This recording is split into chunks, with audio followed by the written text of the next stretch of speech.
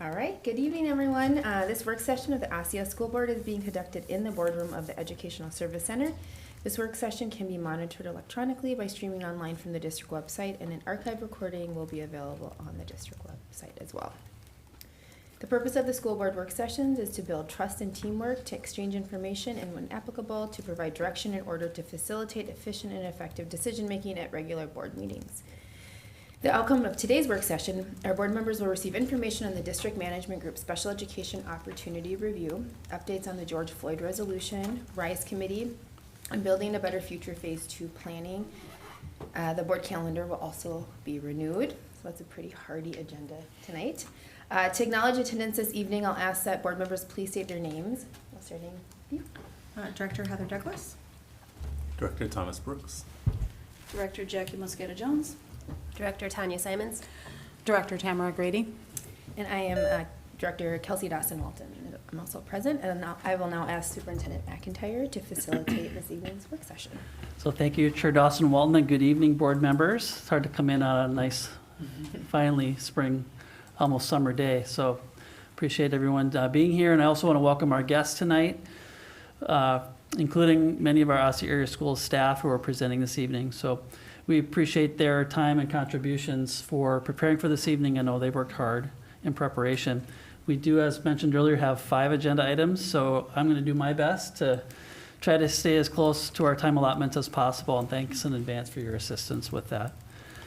First, we have our District Management Group Special Education Opportunity Review, and we've allotted 45 minutes for this topic, and this is for sharing the results of the review conducted by District Management Group.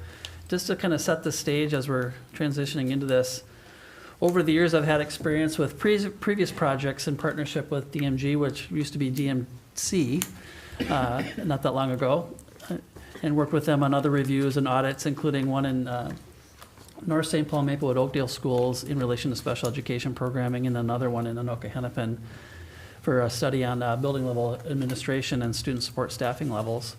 And the focus of the study this year for our district is unique in that it's in partnership with Education Minnesota Osseo, and I appreciate the work of Kelly Wilson and EMO for partnering with us, and really on 3 primary goals we hear more about. But to really dig deeper into an understanding of our current practice related to special ed programming and intervention in the district, explore alignment with our current practice to best practice and research in order to raise achievement, and then also to identify any opportunities to align staffing practices with best practice and really effectively manage staffing in order to create change that can improve the work life of our staff. So just to really be clear in the front end, step 1 is the assessment and sharing the results, and that's where we're at tonight. Starting tomorrow, our team from DMG is here, and we're beginning the next step of the process, which is to begin to develop an action plan from the results and identify those specific steps needed to make improvements in our district. So again, tonight is just sharing out on the results. And I think what we're going to learn is the action plan goes beyond just the special education department. It needs to include looking at some other practices in our general education program as well that impact our special education service delivery models. So this comprehensive effort will likely result in a multi-year strategic action plan moving forward, which we're excited to get moving on. And tonight I'm just going to turn it over to Kate and her team there. And I don't know, Kate, if you're going first or Kelly's going first. Okay, so we'll welcome Kelly Wilson to the podium to help kick us off tonight with District Management Council, or the team here with us as well this evening. So thank you for your travels and being with us tonight. Good evening, everybody, and thank you for this opportunity. It isn't very often that I get an opportunity to actually come and speak at one of your meetings, so I'm going to use my minutes that I've got. 37 years ago, I started in this district. 2nd grade, absolutely loved it, have not left. It was a busy year, the first year, and it's been busy ever since. At that same time, my wife started her career as a special ed teacher in Anoka. And what I remember the most was her at home with triplicate form IEP forms, writing these out, having to press hard enough so that the third page was legible, but they were all completed at home. And my thought at the time was, I'm sure glad I don't have to, I just about swore there, because no one would be able to read it. My writing isn't that good. And to this day, I've always thought special ed IEPs is kind of like sending home report cards all year long. 10 years ago, I started this position as president. And it's not far-fetched to say that every day I hear concerns from our special ed, our student-related staff, services staff.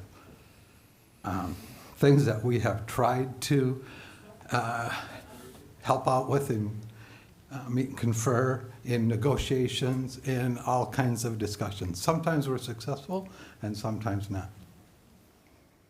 But the message that I'm hearing very loud and clear from our special ed, our student-related services, is the expectations, the work, the second duty or job of being a special ed teacher beyond just the teaching part is going to drive them all the way, if it hasn't already.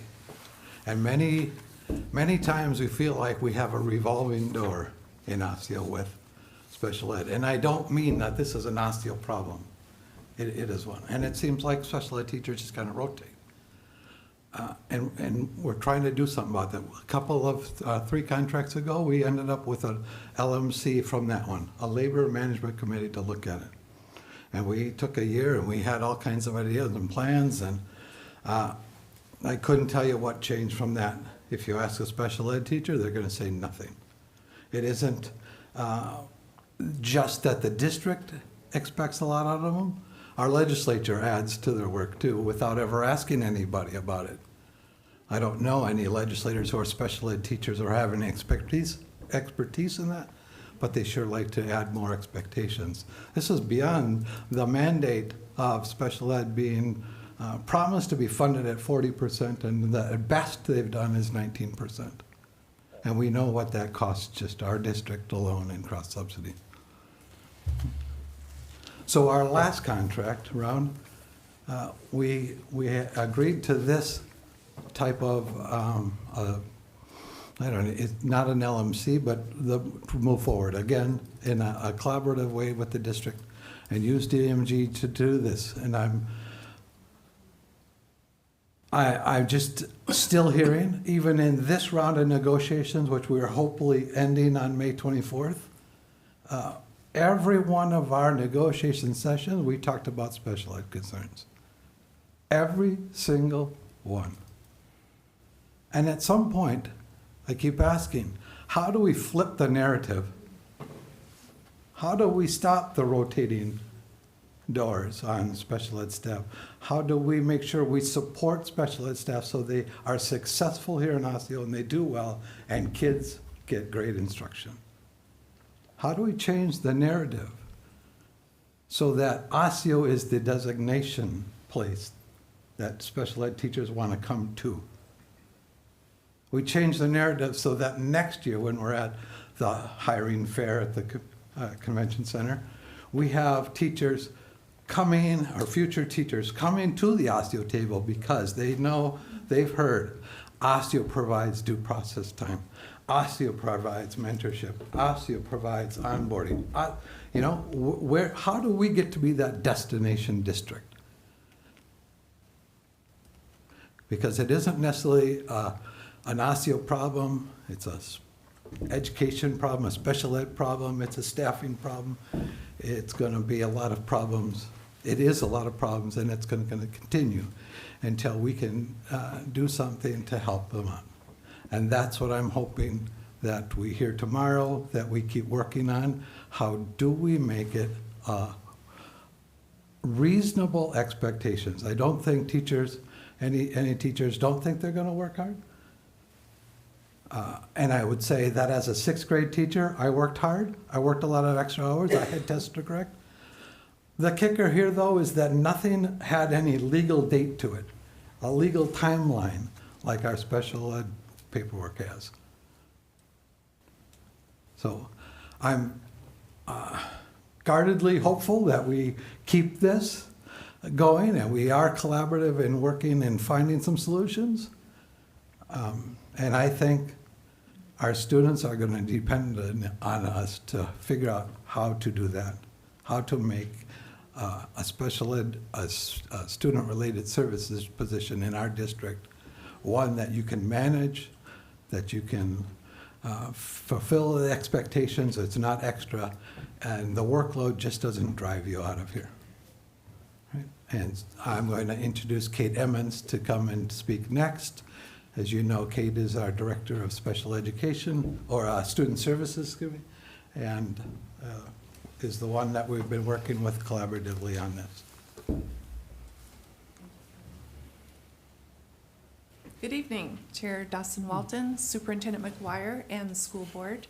I'm delighted to introduce our colleagues from DMG Group. For the past, maybe 8 months, we've been working together as they have worked with our staff to collect data so that they can present their findings. This was in collaboration, as you heard, with EMO.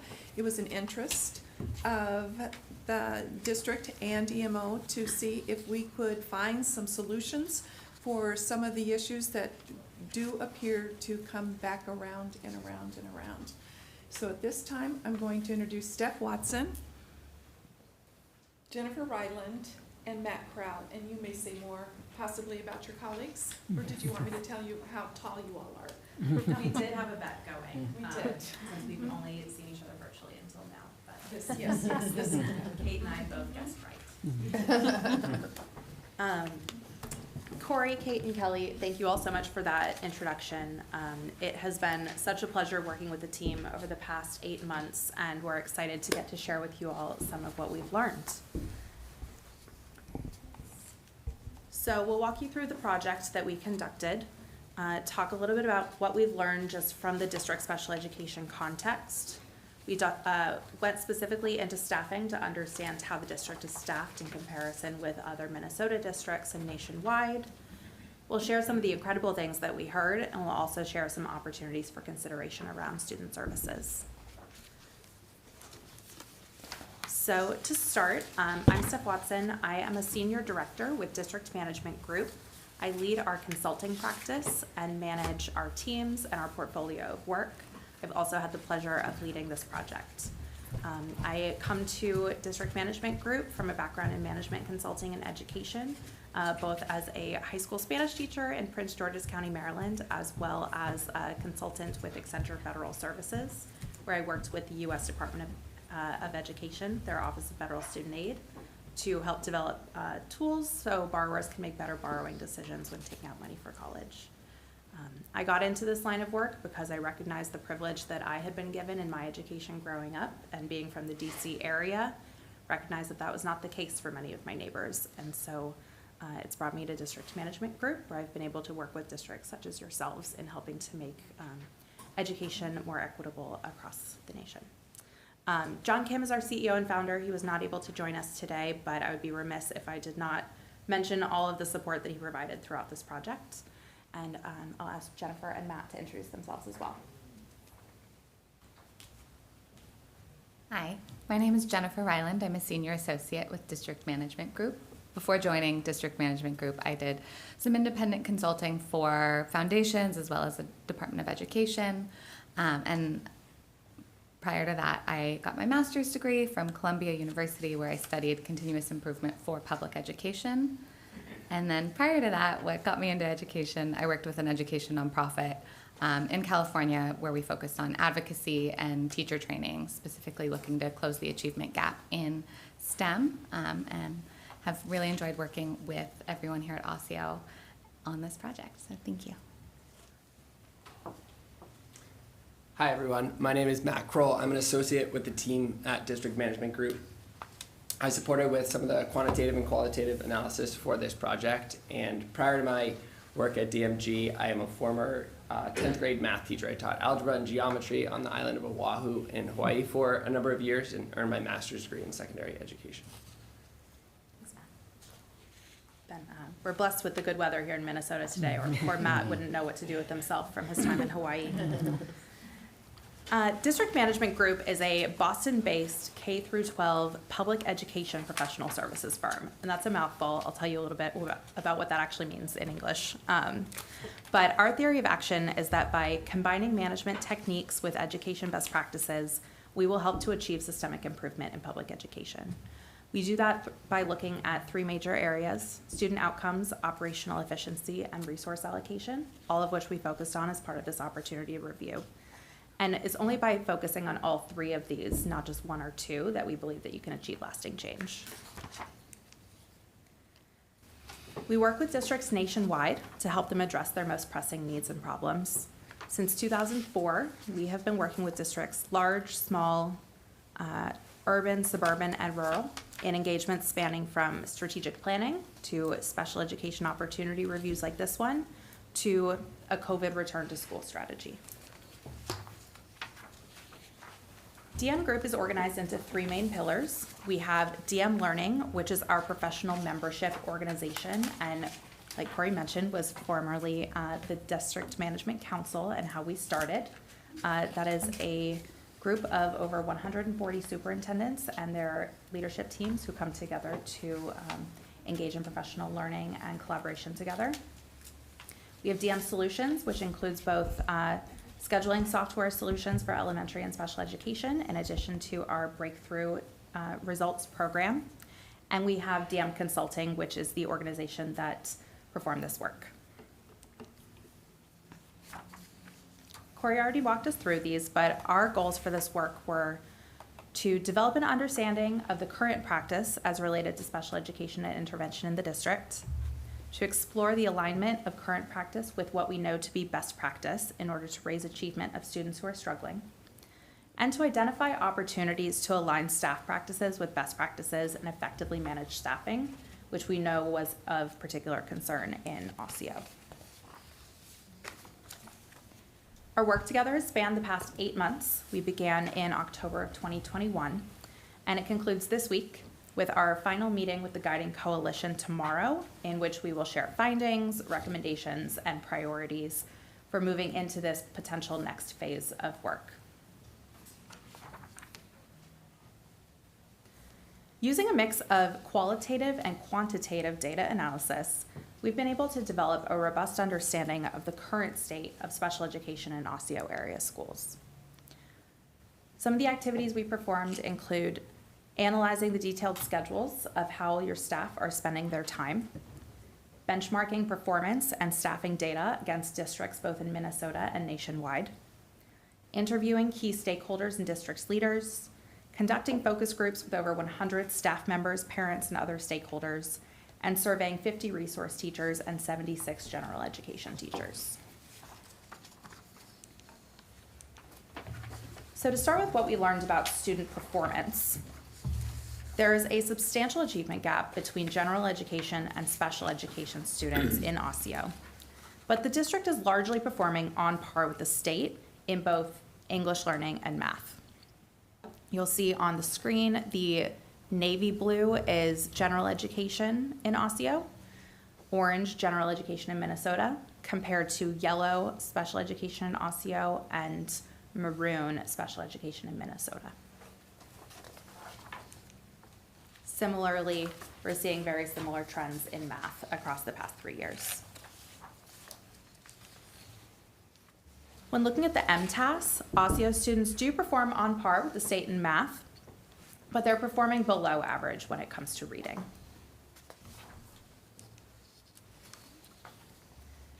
At 15.1%, we found that the identification rate for special education services is slightly higher than the national average, but it's below the state average. When you break down that identification rate, we did find that African American, Hispanic, and multiracial students are being identified for special education services at rates higher than the district average. All that to provide a bit of context as we look at what we've seen in the district from a practices perspective. We did want to call out staffing in particular, as we know that this was of concern.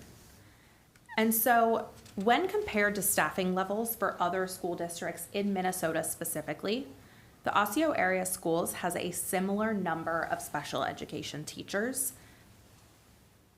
And then those slightly below average across all districts in Minnesota, Osseo actually has 15% more special education teachers per 1,000 students than other Minnesota districts with similar identification rates.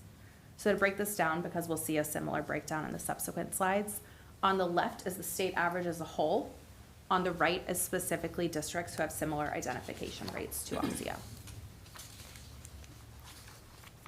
Similarly, when we're looking at the full country, Osseo has 15% more special education teachers per 1,000 students than the national average.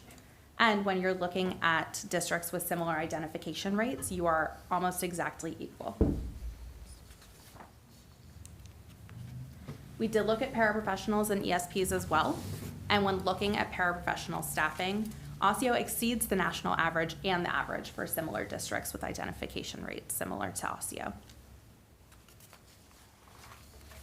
All that to say, in the majority of cases, Osseo is staffed at or even above benchmarking across the country and in the state.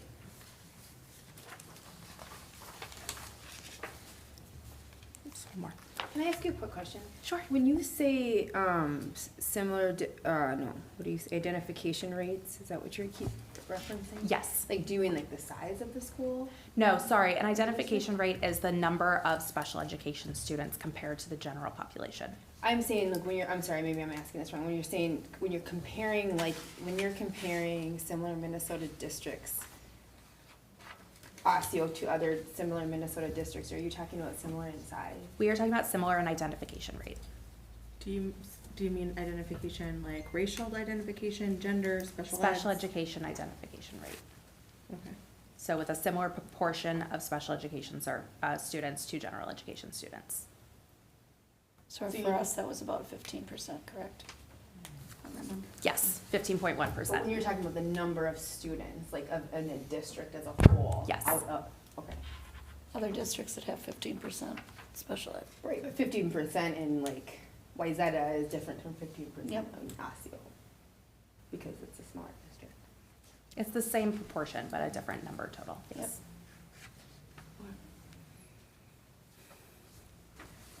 So before we dig into opportunities for strengthening special education services in Osseo, we would like to start by calling out the significant strengths that we found through our research and through our conversations.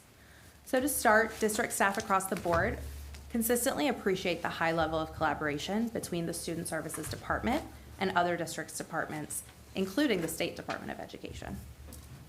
We also heard that both district and school-based staff consistently expressed appreciation for their colleagues and a shared commitment to serving their students. We found that the district has made significant investments in meeting the social, emotional, and behavioral needs in their students, and that the role of special education building coordinator has been highlighted as a significant strength and as an advocate for special education students and staff.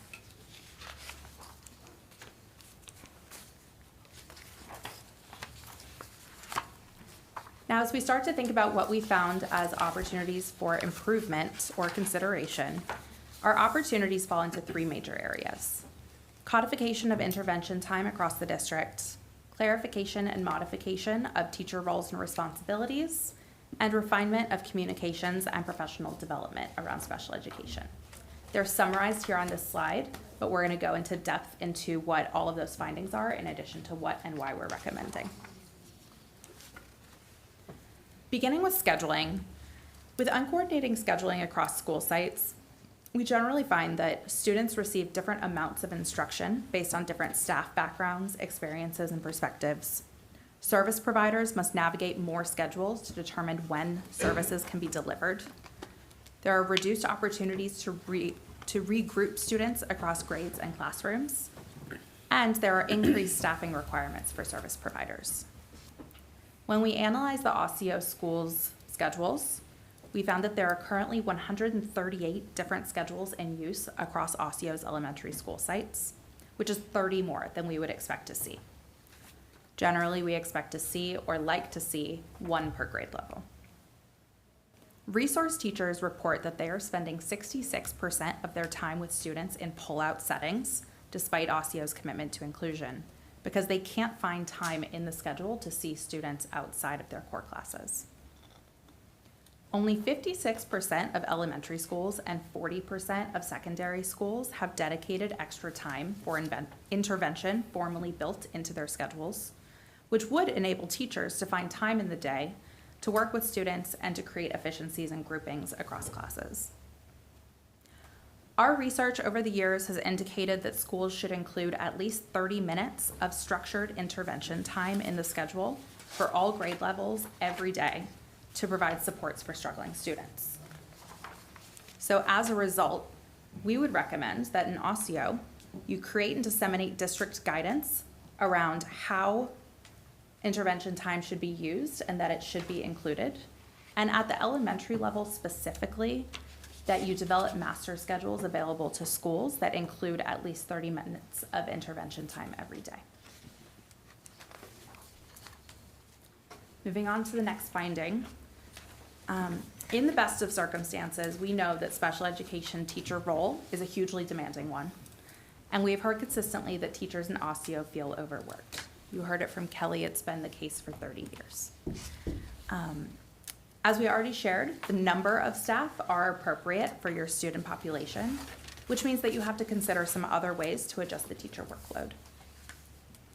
It's clear from looking at our schedule sharing data that teachers across the district are not tasked with or spending their time on the same responsibilities. If you look at the chart on the right, you'll see that there is a 53% variance in how much time resource teachers are spending on direct instruction. So these are all teachers who have the same job description and the amount of time that they're spending with their students every day. We heard in particular that teachers feel overwhelmed by the amount of work that accompanies serving as both full-time teachers and as case managers. Resource teachers report spending an average of 44% of their time on responsibilities other than direct instruction, the majority of which is spent on case management activities and on planning. As a result, we would recommend the following. A key lever to adjusting teacher workload and satisfaction can be to allow teachers to specialize in responsibility or knowledge areas, including pedagogy, case management, and content.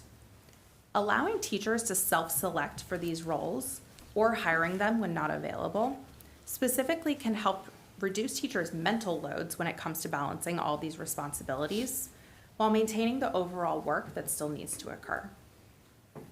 We also recommend leveraging the SCBC role or more veteran teachers to set guidelines around how much time teachers really should be spending with their students.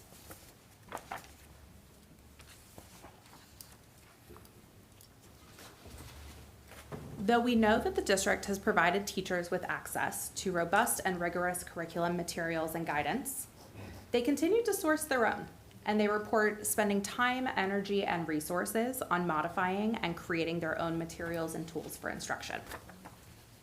Of the 50 resource teachers who we surveyed, only 18% of them report using Wilson, 12% report using Heggerty, and 4% report using Benchmark to Literacy. 0% of the surveyed teachers reported using structured reading, all of which are curriculums that are available to resource teachers. Meanwhile, all of these other programs and tools on the list are things that teachers have sourced themselves. They're using a mix of resources they've modified from other programs or that they've found online. And so not only are they struggling to develop and create their own materials, but it also prevents the district from being able to measure the impact and the fidelity of use of these curriculums that you're procuring and providing. So we would recommend setting clear guidelines around which curricular resources each special education teacher type or program should be utilizing, and providing ongoing professional development, including increased modeling and coaching to ensure that those teachers are using those curriculums with fidelity. Should you go the route of specializing teachers in certain areas, one option is to create a pedagogy content area, and you could leverage those teachers to support in the area of curriculum development and adjustment. Finally, you have these SCBCs in schools, and you could use them to provide additional curriculum support ensure that things are being used consistently across school sites.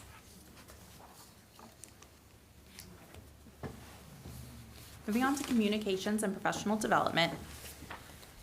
The district has put so much time and effort into sharing communications with teachers and with school-based staff.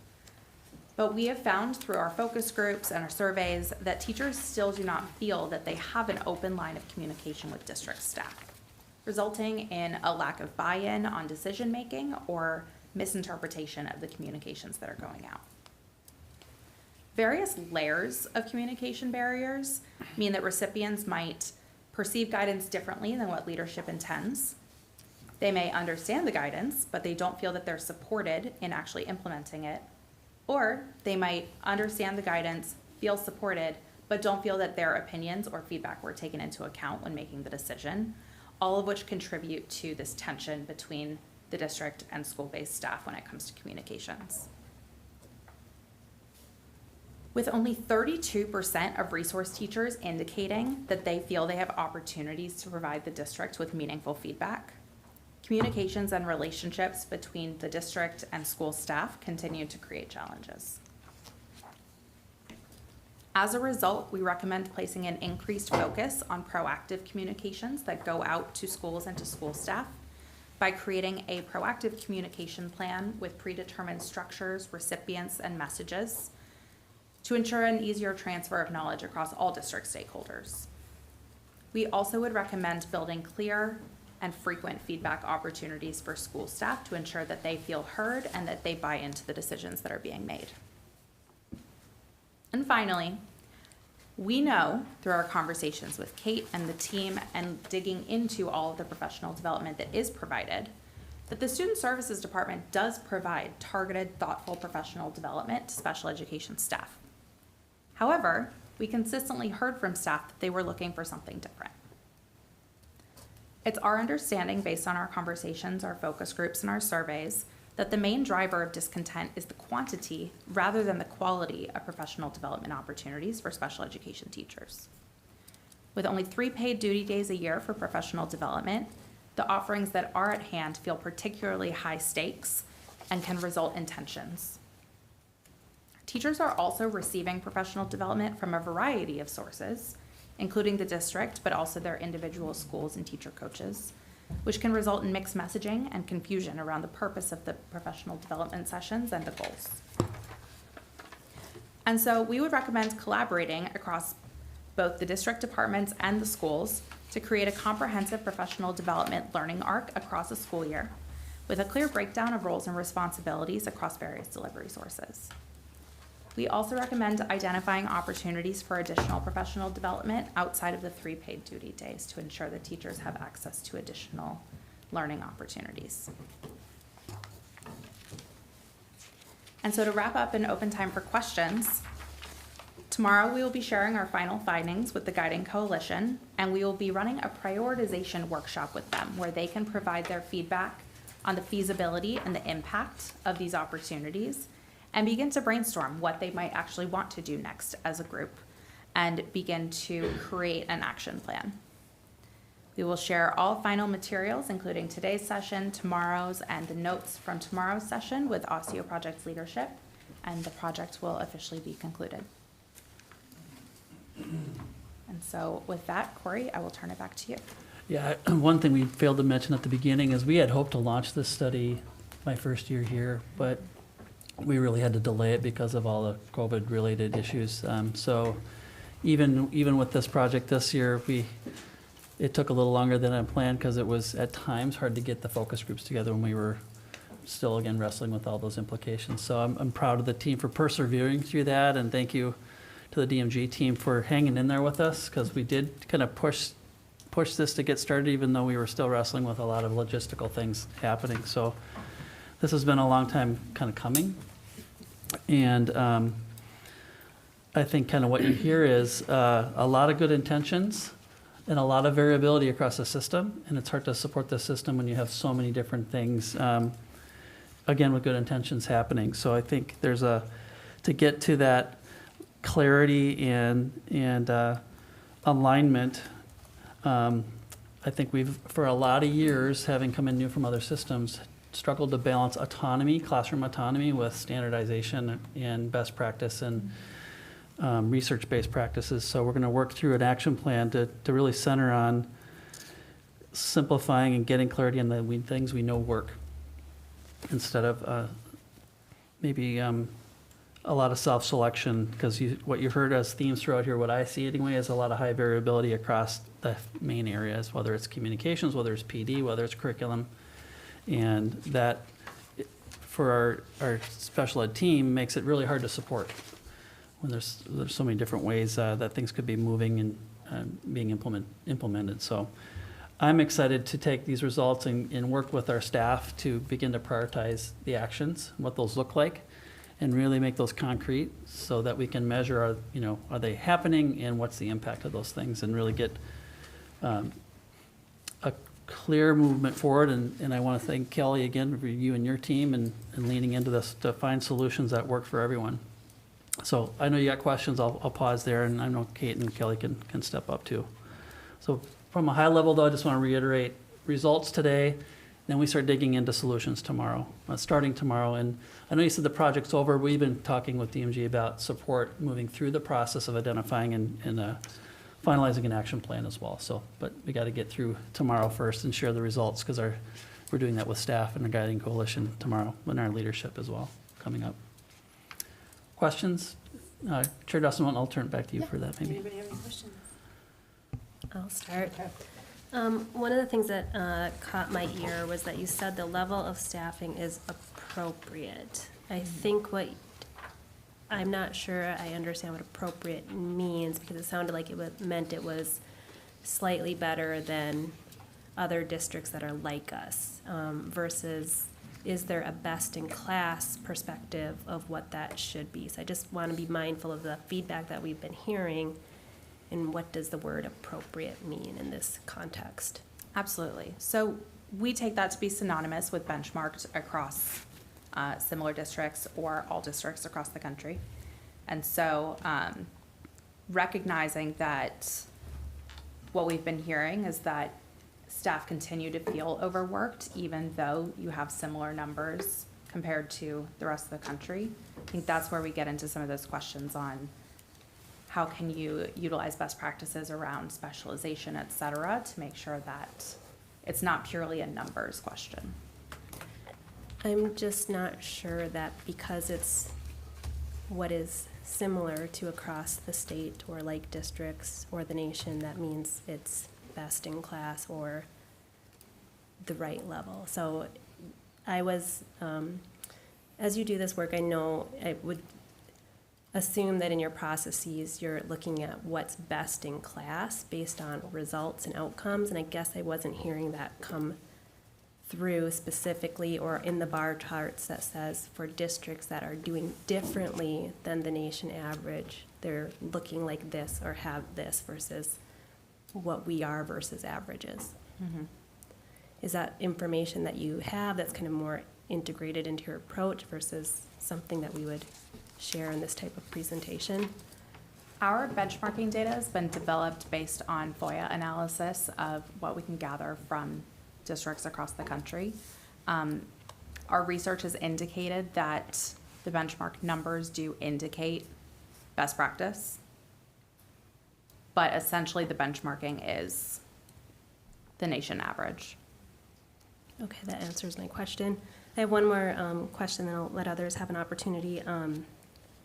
So one of, sometimes when consultants come in and communicate what they're working on, they share, like, if we implement this, we've seen these results somewhere. I didn't see any of that in this presentation. I really appreciated what Kelly had to say at the start of this, is I know all of this board is very interested in action and results. So with the work that you have done in districts that follow your guidance and implement the recommendations, what results have been seen in your work with other districts? That is an excellent question.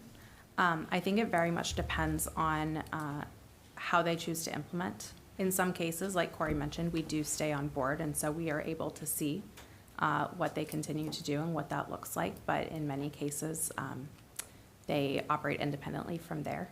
Okay. I will say that scheduling in particular, we do tend to stick around because we have our proprietary software. We find that staff satisfaction in particular is much higher because they have the ability to make schedules more easily if they're on that side, but also to schedule with their students if they are on the receiving side. Okay, thank you. I'll let others have opportunity. I'm gonna bounce a little bit off of what Director Simons asked.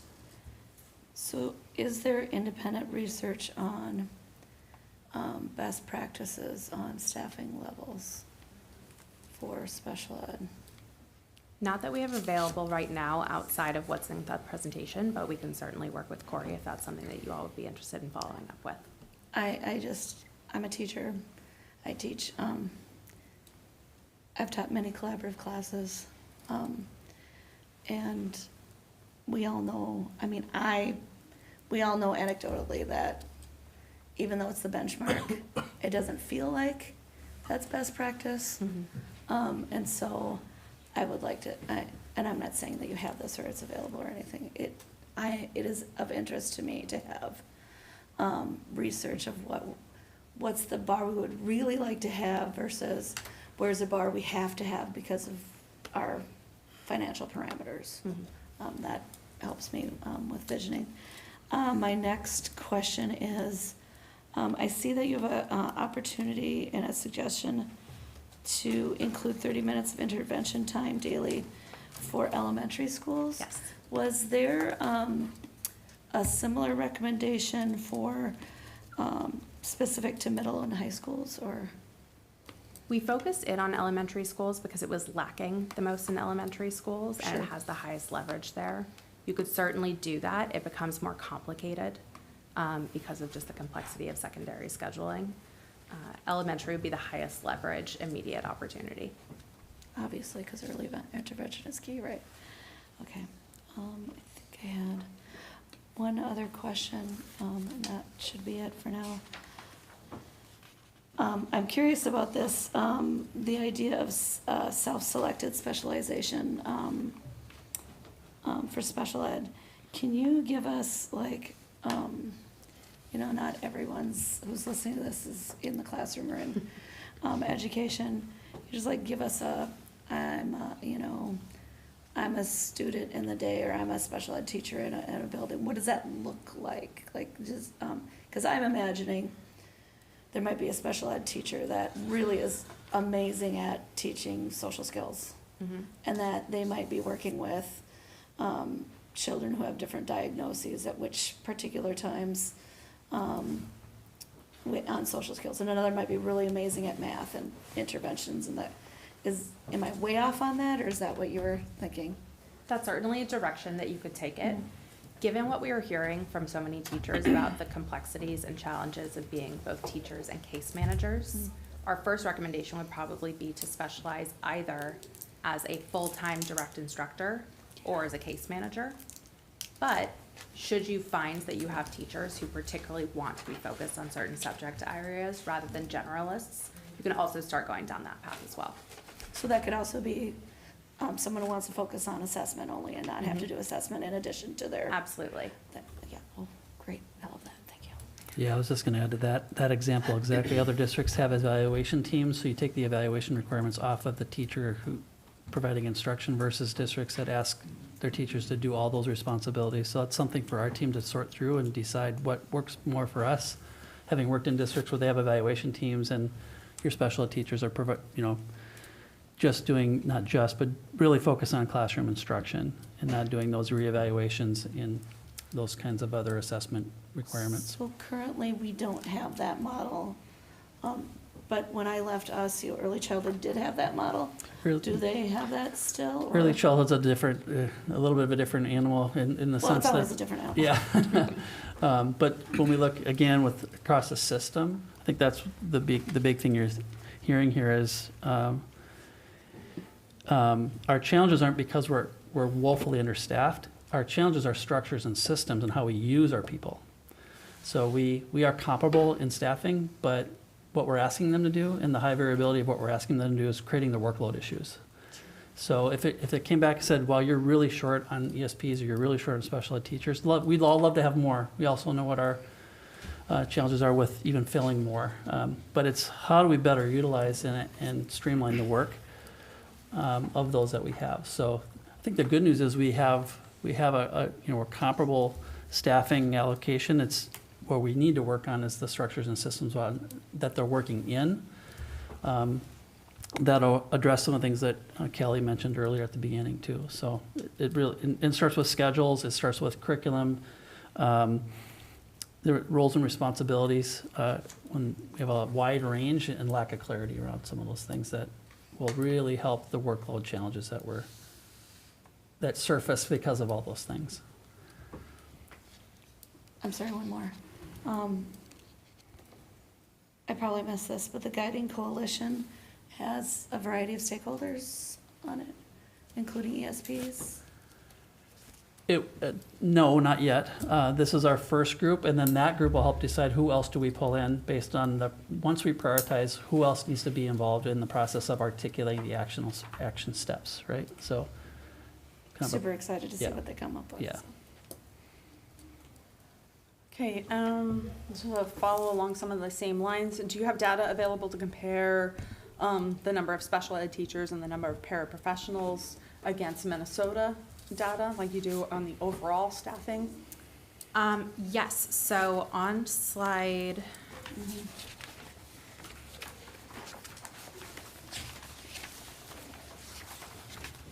18. We did not do it for paraprofessionals, but this is specific to Minnesota.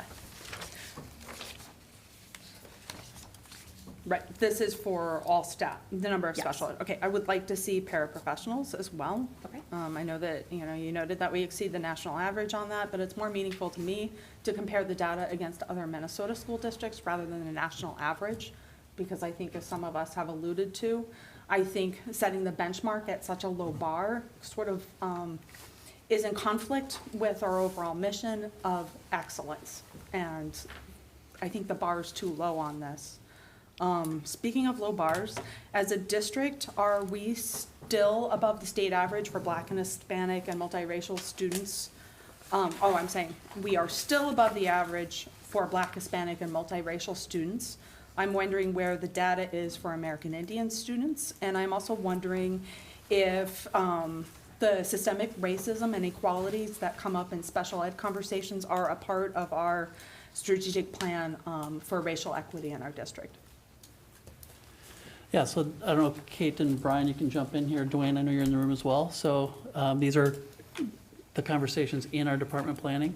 I don't know if you want to step up and add any more, but we've been, and as most districts have, been wrestling with disproportionality in special ed for a number of years. This is not a new concept, and actually it's something we are accountable to the state on. Those are indicators, Kate, that, I don't know if they've rebranded, if they're so-called indicators, that we are continuing to try to focus on, and it goes back to, it actually goes all the way back to how students are referred for special ed out of their general ed classrooms. So that's a deeper dive into how the referral and identification process happens.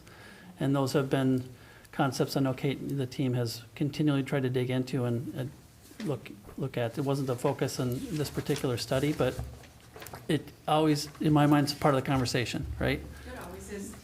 Yes. MDE. Scoot up to the mic there, yeah, thank you. MDE is always interested in disproportionality, and they measure, I think, on 48 indicators. Osseo area schools, we are continually cited for over-suspension of Black youth.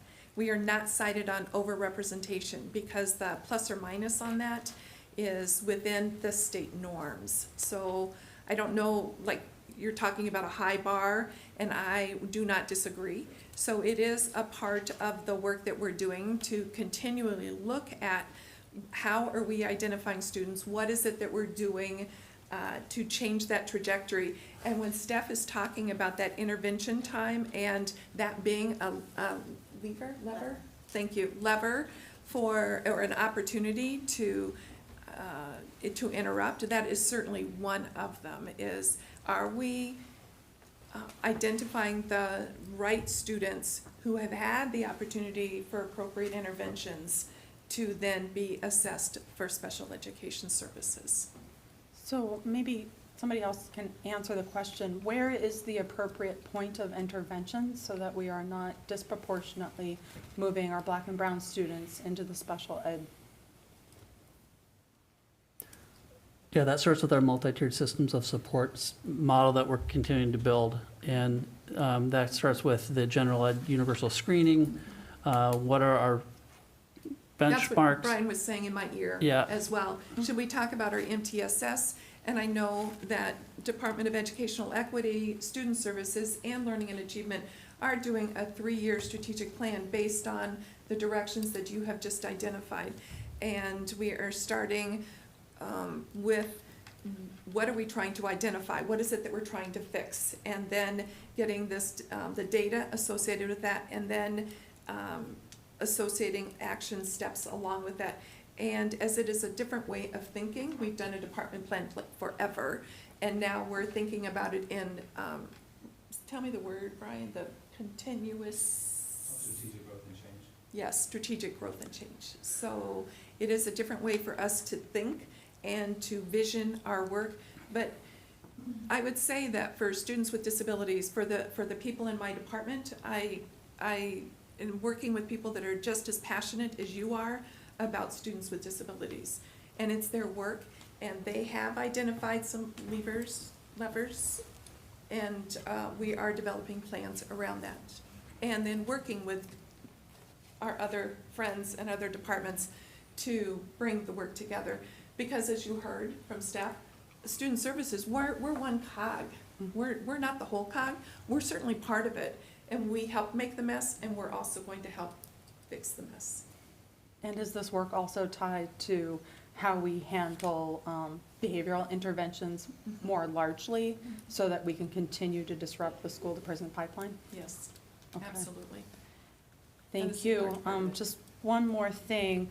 Having been a part of the negotiations process and hearing a lot, almost every meeting this came up, I think that the 30 minutes will be appreciated. I absolutely think the case manager will help organize and manage the process. Master schedules seem like a great idea so that we can more streamline the process and make it so that our schools are a little bit connected in how we handle special ed.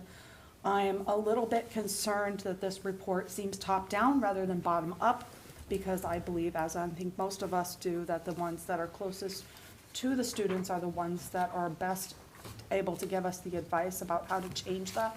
So I did hear you say that that would be upcoming, and I would love to hear you guys come back and report on what that looks like. I know that professional development needs to be better, more targeted, and so maybe the case manager can help make sure everybody's getting to the right professional development and not the wrong. I'm a little bit concerned about systematizing curriculum resources, because I think it could inhibit a teacher's creativity and availability to bring multiple resources to help the student, because students have complex needs. So I would really want to hear from the staff, not just what works from your perspective, but also what works from their perspective, and how to adapt those different types of curriculum for the needs of their students. And then I also didn't see anything in here about particular due process time, about how much time is appropriate for each teacher to spend on that. That's been a great topic of conversation. I wonder if you had any insight, if there are best practices or industry benchmarks about how much time any particular teacher should be spending on their due process paperwork, and how much is appropriate for them to be spending on that in the evening at home.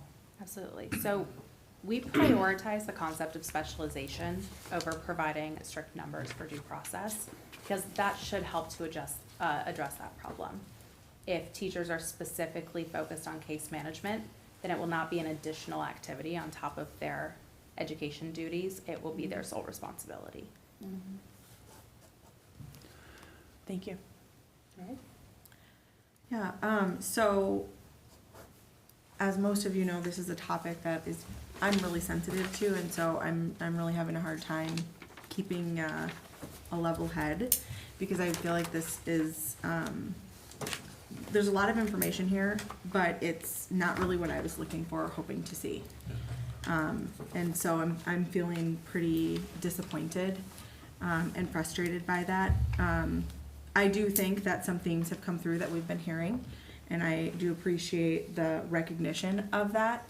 But I really don't think that a benchmark is a best practice. We've made very clear that our standard is excellence, and I want to know what the best of the best are doing, so we can emulate that, and not just be a little bit better than average to our peers within our state. And so that kind of, to me, is very frustrating to see, especially because even if we have slightly more staff available, that doesn't change the fact that, as you've presented, that their feelings are still that they're overworked and that they don't have the time to do the things that they need to accomplish. And as a special ed parent, I see that within the community. Students and families are feeling that. Our staff is feeling that. And my daughter came home today talking about her fast bridge assessment from her special ed class, and only 2 students in that class had any improvement. And that's one class, but I'm sure that it's similar across our district. And so I feel like there's just not enough here. I agree with many of the comments that Director Grady made about systematizing some of the things, because our kids need individual learning, but we also need to implement, when we're talking about the classroom time and pull-out and how that's so unbalanced. But when we evaluate curriculum and implement it across our district, we are not evaluating it for our special ed students and whether it will support them, and so they need more intervention because they can't keep up with what's happening in their classroom and their peers. So overall, I feel really disappointed in the information that we've received here today, and I agree, it seems very top-down versus bottom-up, and how are we going to fix the problem if we're, I don't think it should be bottom-up or top-down, I really think it needs to be together, really collaborative. How are we as a board supposed to make informed decisions about the things that we're implementing, the money that we're spending on these things, if we don't know how they're really, really impacting our classrooms? And so it just doesn't seem very, it doesn't match what we've been talking about to me. This report doesn't fit the needs of the information that we needed and how we can actually achieve success and help our students be successful in their learning. So that's all I have to say about that right now. Thank you. Dr. Brooks, do you have anything?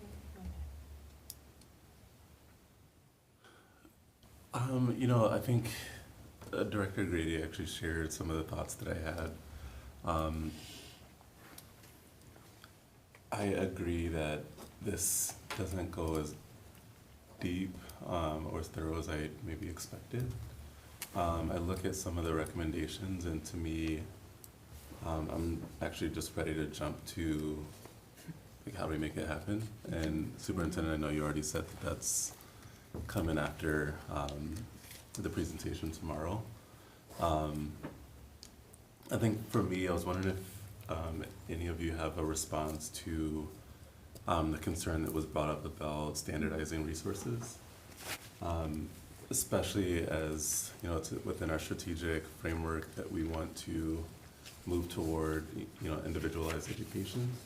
And so I'm just wondering if you can maybe speak a little more to why that was highlighted as a concern, and should we be concerned with that conflicting with our mission? Absolutely. I think the concern that I would highlight is that teachers don't know what resources are available to them. And so they're seeking out these additional resources thinking that that's their only option. And so by providing support from SCBCs, from a pedagogy specialized teacher, from someone who has more in-depth knowledge of both what the district provides, but also what is best practice, then they may be able to use these more individualized tools, resources, but not just be sourcing them on their own without any idea of what's available to them. I would add maybe on slide 29, that point was driven home. So of the best research-based literacy programs, they're not used at the high levels we would expect them to be used at. And there's high variability of other tools being used that are not as strongly research-based. So it's not, I think the intent here isn't to eliminate teacher choice, but we can't have this kind of variability across the system. Yeah. We have to be centered on the things we know work, instead of it's up to the teacher to choose everything. I think you said it well, Director Douglas, it's got to be a little bit more of a balanced approach, and our time's precious on instruction. We better be using the strategies and tools that we know make a difference. And that might mean squeezing that down a bit, and what are the best of those choices for the types of needs an individual student may have. So I just wanted to jump in there and just kind of point that out, that we can't afford to have that kind of variability across the system. Yeah, when I saw that, I was actually overwhelmed with the number of resources that were in that list. But I do think it's important.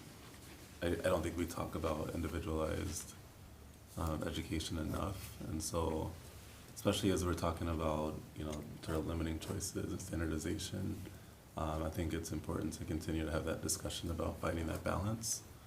To make sure that we're moving in the right direction. So I think that's really all I had, at least from this right now. I hope that we'll get some sort of report back at some point about implementing some of these recommendations, as well as maybe some feedback from special education staff on anything additional that may be missing from this report.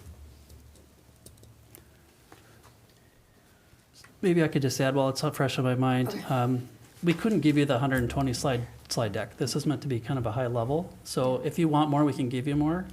And I just want to point that out. We had to pare this down to about 30 to 40 slides to give you the big overview that you would trust the administration and the staff to do this work and carry this plan forward. So if you'd like more detail behind it, that we are happy to give it.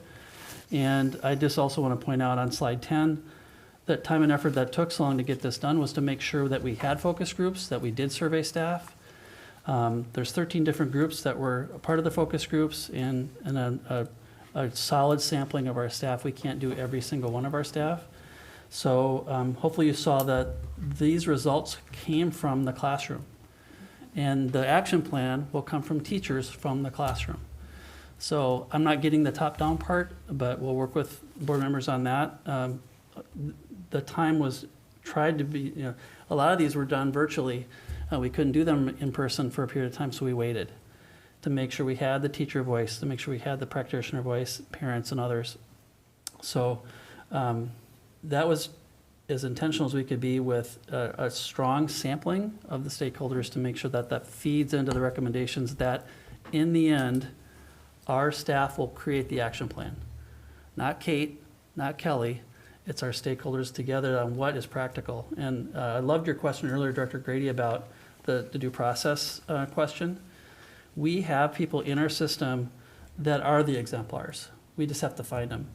So for a task that might take Director Grady 10 minutes and it takes Superintendent McIntyre an hour, why are you doing that so well, and how can we teach it to others? We have those exemplars, and we need to create a system to identify who those strong performers are in our system, and use the leverage. And that's part of your system, your model at DMG, I know that. So I think we have a rich set of resources to lean into, but we need to attach that to some strong systems and structures to bring the best out of our team, because everyone's working very hard, as everyone's pointed out earlier. So I'll apologize if you didn't get enough details. No one reached out to me with more additional questions ahead of time, so we tried to give you a high-level overview, and I do expect that when you want to see more ahead, we can prepare differently. So that's a good learning for all of us. And if you'd like more detail, I know even the report we got from all of you has months of data collection behind it. And so whatever you desire, just ask for that and we can provide it to you. thank you, Chair Delson, for letting me jump in. No, I did want to point out, thanks for that context, and you provided some good clarifying context earlier that in order to help improve the job loads, we got to do the work in the right way. And I do think that was really helpful in this presentation about how we need to kind of change how we're doing things to free up that time and move to more of that best in class. So that I do want to highlight that that was really a positive element and a good recommendation.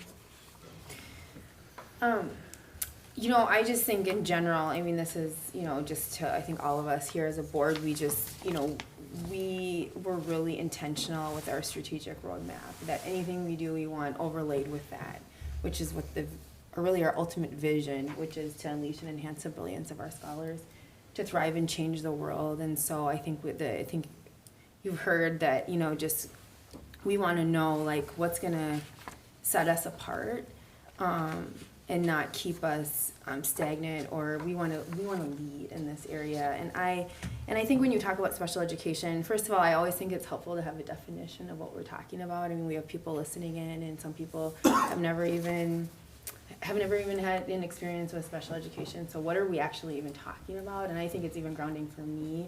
And I know, like, with my personal children, I mean, one of my children is, you know, we're new into the kind of special education realm, and I think, so I do think that's really helpful. Some of my question is around these curriculum materials. Is this kind of normal to have this? I mean, I'm glad you know, these are the findings, but is this typically normal in a district where there isn't, like, you know, teachers or special ed teachers are kind of using whatever they can find to, I mean, there's a lot here, you know, and so is that just kind of normal in a district? Normal, yes. Preferred, no. So I think I was a teacher myself. Teacherpayteachers.com was top of my bookmarks list. I think we see it all the time because teachers don't feel that they are given the tools that they need to tailor the resources they're given to their individual student needs. So it's normal, absolutely. But without having that tailored direction, without having that support, there's no way to ensure that they're picking the right materials or that they're picking good materials. So it's not necessarily what you want to see. Okay. I think my next, just along with Director Grady, I do, you know, when we look at, what can I find? You know, just different, I think slide, I don't even know, 16. I mean, you know, I do, another area of the board where we want to be really intentional about is be inclusive, and it could be maybe just be on another slide, but our American Indian students as well. We did intentionally only include subgroups that comprise at least 2% of the population. But still. So, but we can absolutely. Yeah. Mm-hmm. Right, because still people, right? So, and I just had a question, I have two more questions. One is, under the district communication, it says teachers do not feel they have open lines of communication between themselves and the district. Who is the district? Special education services. Just anyone within the district, anyone outside of their school who sits within special education. Okay. And then, you know, I know we were talking about moving forward, these are the findings, and so when we, you know, I know this, so a lot of it will depend, you know, like Superintendent McIntyre said, how, you know, what the action plan is, which is going to be devised with staff, and just to ensure that, obviously, we were talking about who, you know, the voices of our special ed teachers, setting 3, and, you know, any of our student-related services, I think is going to be really, of course, key in ensuring that we can really execute and implement a plan. So that's in line with our strategic direction, of course. So thank you so much. Superintendent McIntyre, do you have anything else? Yeah, just as we transition, I want to say thank you once again. And I think the part around communications is it's a function of the wide variety that we're seeing. So it's really hard to support a system with so much variability. You're running a lot of different directions. So how that feels on the teacher end is it's hard for me to get support when our teams spread very thin. That inconsistency or lack of clarity, to use your words, breeds some of the mixed messaging, and then that feels like bad communication, right? So it's not that people aren't communicating, it's just lack of clarity. So I think we can really, from a system standpoint, and I watch our team work hard to support the system constantly. I think there's some ways we can do this, and it won't feel like it's such a communication breakdown, right? Because of all those things, when it's a wide variety of practices and schedules and tools along the way. And Director Brooks, I loved what you said earlier. In the essence of special ed is an individualized education plan, so it's an individualized plan, and so those teams are making those decisions one student at a time, hopefully with the best menu of the best practices and best research-based tools available. So we got to make sure we do as good a job as we can to put those tools in their hands, so that when those teams meet and they make those decisions on an individualized basis, there's success that is possible with those annual IEPs. So I just want to say once again, thank you for EMO for leading into this with us, because the whole goal was what's the teacher, what's the ESP experience, and how do we change some of those systems and not have so much mixed messaging happening. And I think this really, and it's not just special ed, it's our general ed curriculum and in the way we support all students from our tier 1 core instruction, because that's what in the end will hopefully affect, if all students can do better and at the start, we'll have less of a need necessarily for students to struggle, other than those who have a clearly identified disability. So a lot of layers to this conversation, and I'm proud of our team for digging into it and trying to find solutions in partnership. And it's complex and not something we're going to solve overnight. But we are leaning into it, and it's a struggle, and so we lean into that struggle, right? So thank you to our team. We're glad you're here with our guiding coalition tomorrow as the next starting point.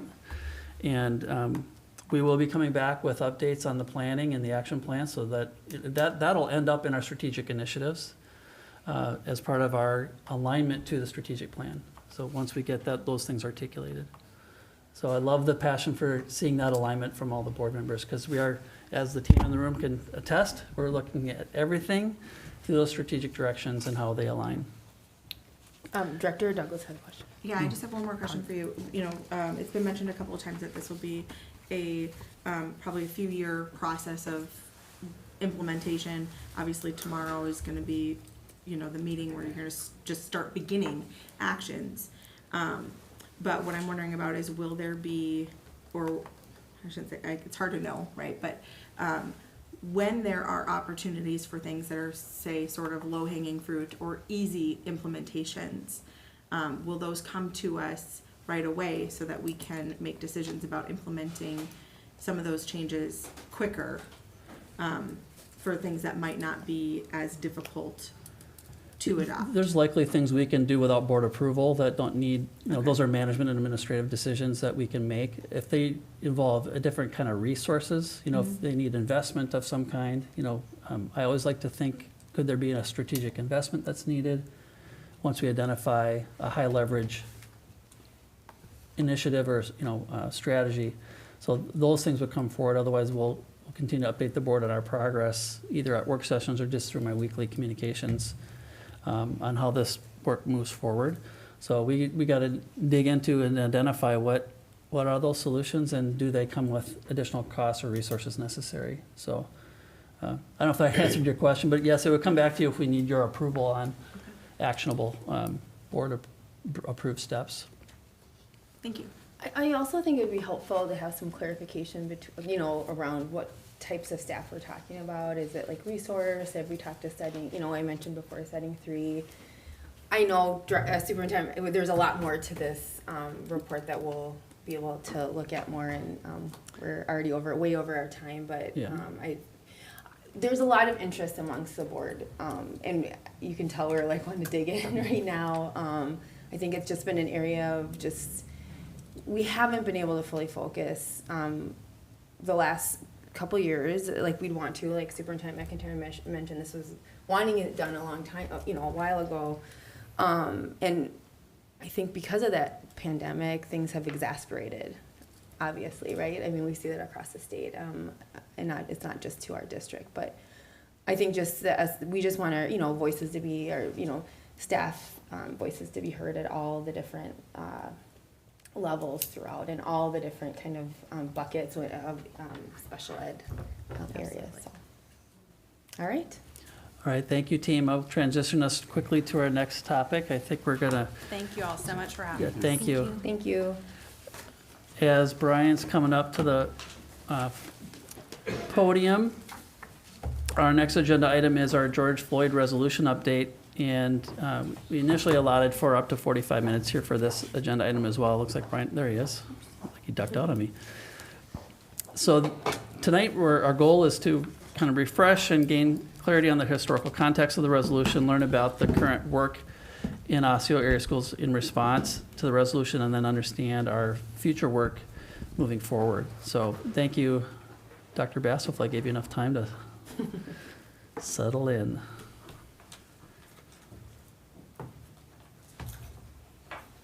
All right, I'm going to try to apply the tutorial I received earlier by Anthony, our director of technology here, to see if I've got this right. Let me cue it up on my computer first.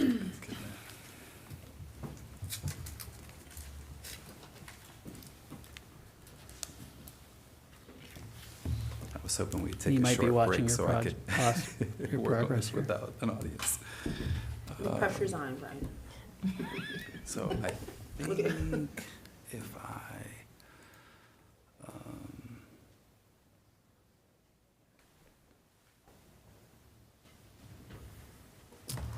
okay, push HDMI switch to TV.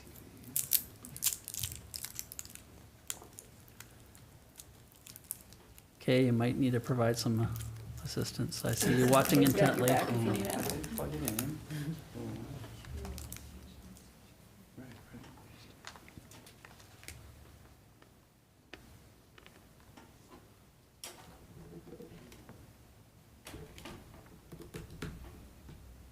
Do you have, I bet you that's, do you have it on double screens?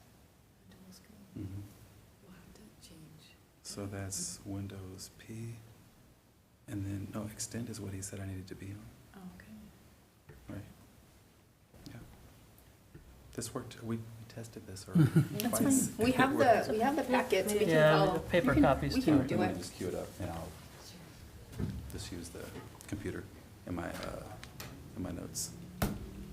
That's, Oh, wait a second. there we go. Whoa. There it is. Leave it, I leave just your need to close my laptop device. closed. Oh, come on.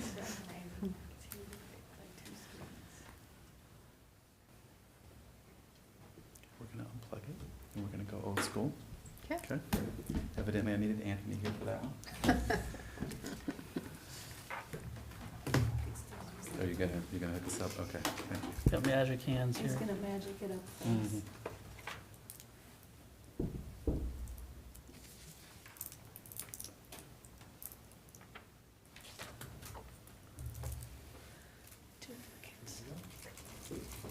Okay, but I was taught how to take it from this screen over to the monitors and then have a presenter view.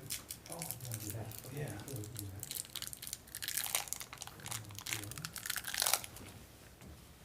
Yeah, and then slideshow with presenter view.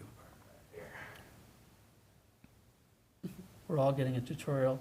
Yeah, thank you. Yeah, presenter view. Yeah. And then we take that and drag it back to the laptop. That window, yeah.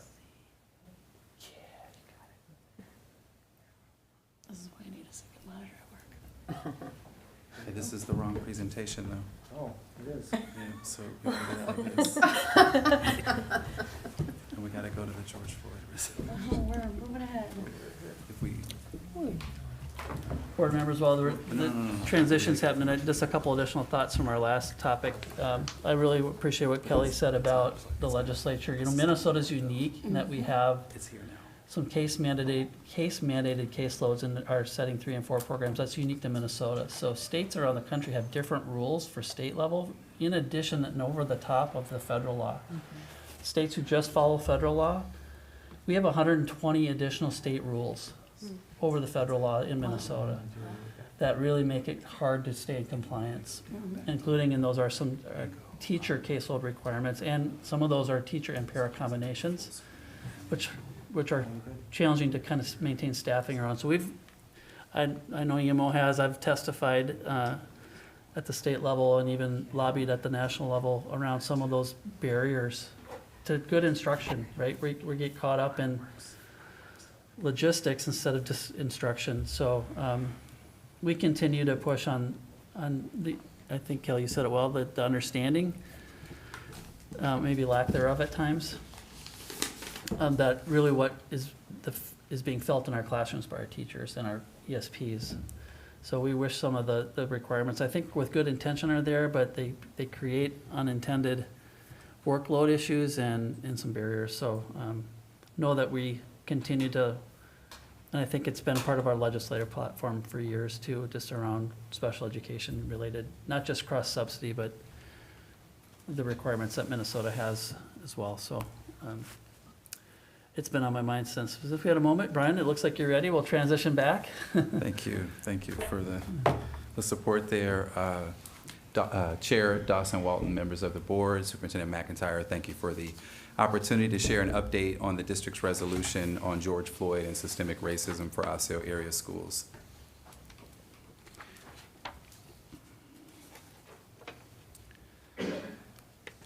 So outcomes for tonight's presentation includes gaining clarity about the historical context of the resolution, learning about the current work of Osseo area schools in response to the resolution, and understanding the district's future work to actualize these deliverables. Included in your board packet is the original resolution, as well as Dr. Michael Lehan's, he just successfully defended his dissertation 2 weeks ago, so he's now Dr. Michael Lehan, so congratulations to him.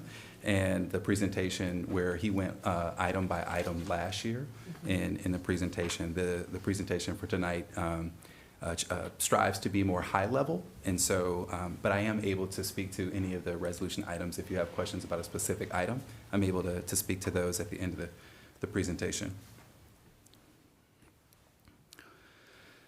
So the first outcome area, historical context, I wanted to start with the actual resolution itself, and specifically the opening statement of the resolution, and to ground us. I think it's important to ground us in that context for this evening's presentation. And so I am going to read that first section. I feel like it's powerful. A resolution of the Osseo Area School District Board of Education to honor the life of George Floyd and stand for justice, to declare the commitment of the board to identify and eliminate any and all practices within our school district community rooted in implicit bias, discrimination, systemic racism, and/or implications of oppression contrary to our mission, and to support Black lives, thereby improving the lives of all students. And this was dated, as you know, July 21st, 2020. And I think the resolution reflects powerful language, an expression of our school board's deep commitment to the work inside of the resolution. And as I've had the opportunity to study the resolution in partnership with the Department of Educational Equity, as well as other leaders throughout our system, I really find three themes that emerge. The first theme in the resolution that's there is humanize, and that is the immediate action that we took to address the impact of the murder on our community, and that was about seeing the experience of racialized trauma not just in specific communities, but for all of us. The second theme is the urgency. And stepping into an urgency that addresses the racial disparities of our district, both past and present. And then action, accountability, and commitment for one district to embrace the spirit of a collective, one district. And so we'll spend some time looking at each of these themes. So the first component, the choice to humanize, and this is a choice that takes courage. Nearly 2 years ago, Minneapolis, Minnesota was the epicenter of racial injustice, not just in our country, but in the world. And in the center of this image, I'm not sure if it's clear to you, there's a sign that's leaning up against the sculpture there. that reads, "This is our collective PTSD." It's a prompt to acknowledge, to reckon with, and to create space for healing and to humanize the experience of racialized trauma, both individually and collectively. And so what do we mean by racialized trauma? I've identified this a couple of times already, and I turn to one of the thought partners that our Department of Educational Equity has centered in some of our work this year, Resma Minicum. And in his book, My Grandmother's Hands, he defines racialized trauma as something that has happened too much, too soon, too fast, or too long without something that was reparative. Again, something that happened too much, too soon, too fast, or too long without something that was reparative. And inside of our resolution, I feel that we have identified the structures and the supports to support our community in healing, as well as to humanize the experience of racialized trauma for each and every one of us. The second theme, the urgency of now, looks at the systemic disparities, not just looking at our district, but also looking at our state and the nation. So this is data that was pulled by our data and assessment team, where we're looking at national data for graduation rates. In 2019, Minnesota was 49 out of 50 in the ranking of white and black student graduation gaps. In 2019, Osseo area schools ranked 13 out of 20, or in the bottom 35% of large public school districts in white and black graduation rate gaps. And then as recent as 2021, Osseo area schools slipped to 17 out of 20 in the ranking of white and black student graduation rate gaps in the same 2019 cohort of districts. So there is urgency for the work that we've outlined in the resolution, and we acknowledge that this is hard work to shed light on systemic disparities of past and present. And through action, accountability, and commitment for one district, we begin to center each and every scholar's experience, which is our final theme, and intentionally chose to integrate some photos here of our scholars, as this work is about each and every scholar, and our work of coming together powerfully to heal, to hope, and work together as one district. So that wraps up that first area of our historical context. It feels like that's the portion of the presentation that felt a little emotional, a little heavy, and these next two outcomes feel, I think, more inspiring and energizing to see kind of where we are today and where we're headed in the future. And I get more and more excited as these slides advance. So our current work falls into three buckets here. Stakeholder voice, which is about increasing the access and opportunities for our stakeholders who typically are from marginalized and underrepresented groups, that we're providing access and representation at the decision-making table for those groups whose voices are missing or have traditionally been missing. The second bucket of work there is partnership development, which is about continuing to strengthen and expand our community partnerships. And the third bucket there is continuous improvement, and that's about elevating our systems for continuous improvement, which we know is a focal point in our new strategic plan. And then we'll share some district-wide highlights. So the first area, amplifying stakeholder voice, I'll just choose a couple of these bubbles to speak to. We'll start with, I'm not sure if you can see it here on the screen, but there is a bubble there for RISE. And RISE stands for radically investing in each and every scholar's excellence.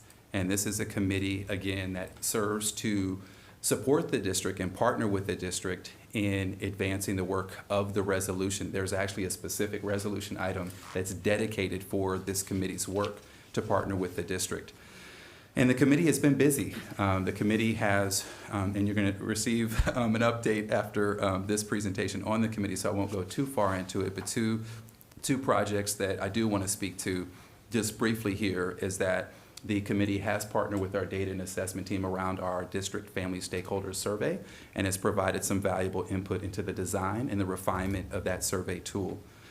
The second area is our tip line. As we have become conscious and more conscious over the winter months as we observed racial harm incidents in winter sports activities. The committee felt it was important to be a part of helping the tip line that's now been revamped or rebranded as Speak Up, to activate that upstander spirit in our schools for students who may be experiencing harm, or observing students experiencing harm, that they have a pathway to report that and to be able to specify if it's racialized or not within the tip line revamp Speak Up.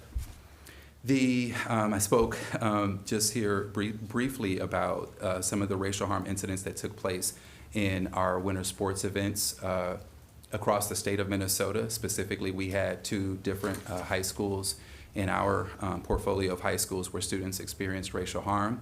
And as a result of what we were seeing and experiencing in the state, Superintendent McIntyre reached out and said, we really want to be able to bring student voice to the table of decision makers. And so how might we go about facilitating listening sessions with our scholars who have participated in winter sports to understand their experiences, both incidents of racial harm, to what extent have they experienced those, and then what recommendations do they have for leaders who are serving on these boards and associations throughout the state.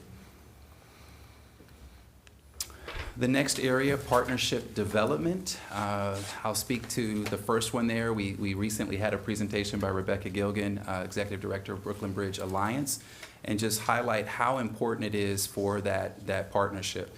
She spoke to the investment in workforce development for youth ages 14 to 24, that when this initiative started, BrookLink, there were $0 that were invested in youth development in youth workforce development, and now there's over $800,000 that are being invested into workforce development specifically for youth ages 14 through 24. And then I'll also highlight number 5 here, that we continue to have a need for our mental health partnerships, Lee Carlson, CMRS. We continue to have families. We actually are increasing in the number of families that need mental health supports in school. And when we can provide that in school and that wraparound support in school, we know that students are able to then show up in school in ways that have allowed them to process and metabolize the trauma that they're experiencing and get them back into class and accessing their high quality instruction.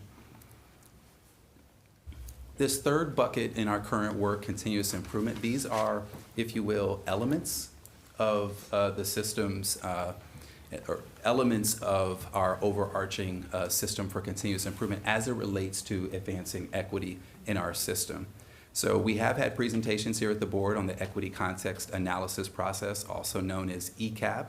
And that process served the purpose of assessing the extent to which aspects of educational equity are evident in the district, to also identify opportunities for growth, and then to support an equity in it, and to support equity-oriented strategic planning. This is kind of a mouthful with ECAP work. The second element there we have is equimetrics. That was the introduction of a progress monitoring tool to be able to measure our staff's sense of preparedness to use the system's tools to advance and operationalize equity throughout. The third bucket there, or the third element, is equity-oriented strategic plan, which I'm going to speak more to in the future work slide. But the equity-oriented strategic plan takes our ECAP process and crosswalks that with our classroom to boardroom strategic planning process. And then, right. So that equity-oriented strategic plan is this crosswalk then between the ECAP process and our strategic planning process, classroom to boardroom. The fourth element is the 3-year operational plan, which is shifting from our plan to actually the action of that plan, the operationalizing of the strategic plan. And then the final element is this opportunity for us to help leaders across the system respond to racial harm when it occurs. And so we have a task force and a committee that is working with stakeholders across the community to develop a racial harm protocol. These are some highlights from the year. The first highlight there in January is professional development that was offered by our Department of Educational Equity to support our educators during Black History Month. The theme for this year was centering excellence in the history of Black literary societies, So participants included reading, English language arts, and social studies teachers. Resources and tools were provided to teachers to integrate the theme into their curriculum and instruction in the month of February and beyond. Last month, we had our 25th annual ASIO Area Schools Powwow. Last Friday, we hosted our first annual ASIO Asian Cultural Celebration at ASIO Senior High School. The highlight of that event, so it's a multi-hour event. I think it was from 3 to 8 p.m. I was able to be there for a few hours on Friday, and that it was all led, created, and coordinated by our scholars, by students. It was a wonderful, wonderful celebration and a fusion of all of the different Asian cultural subgroups were represented, and it was brilliant to be able to see the diaspora of Asian culture represented at the event. In June, we have the Department of Educational Equity is also working on a Juneteenth event that will focus on experiences for high school students. This is a high school student event for this year. And then it's hard to see, but number 5, ongoing.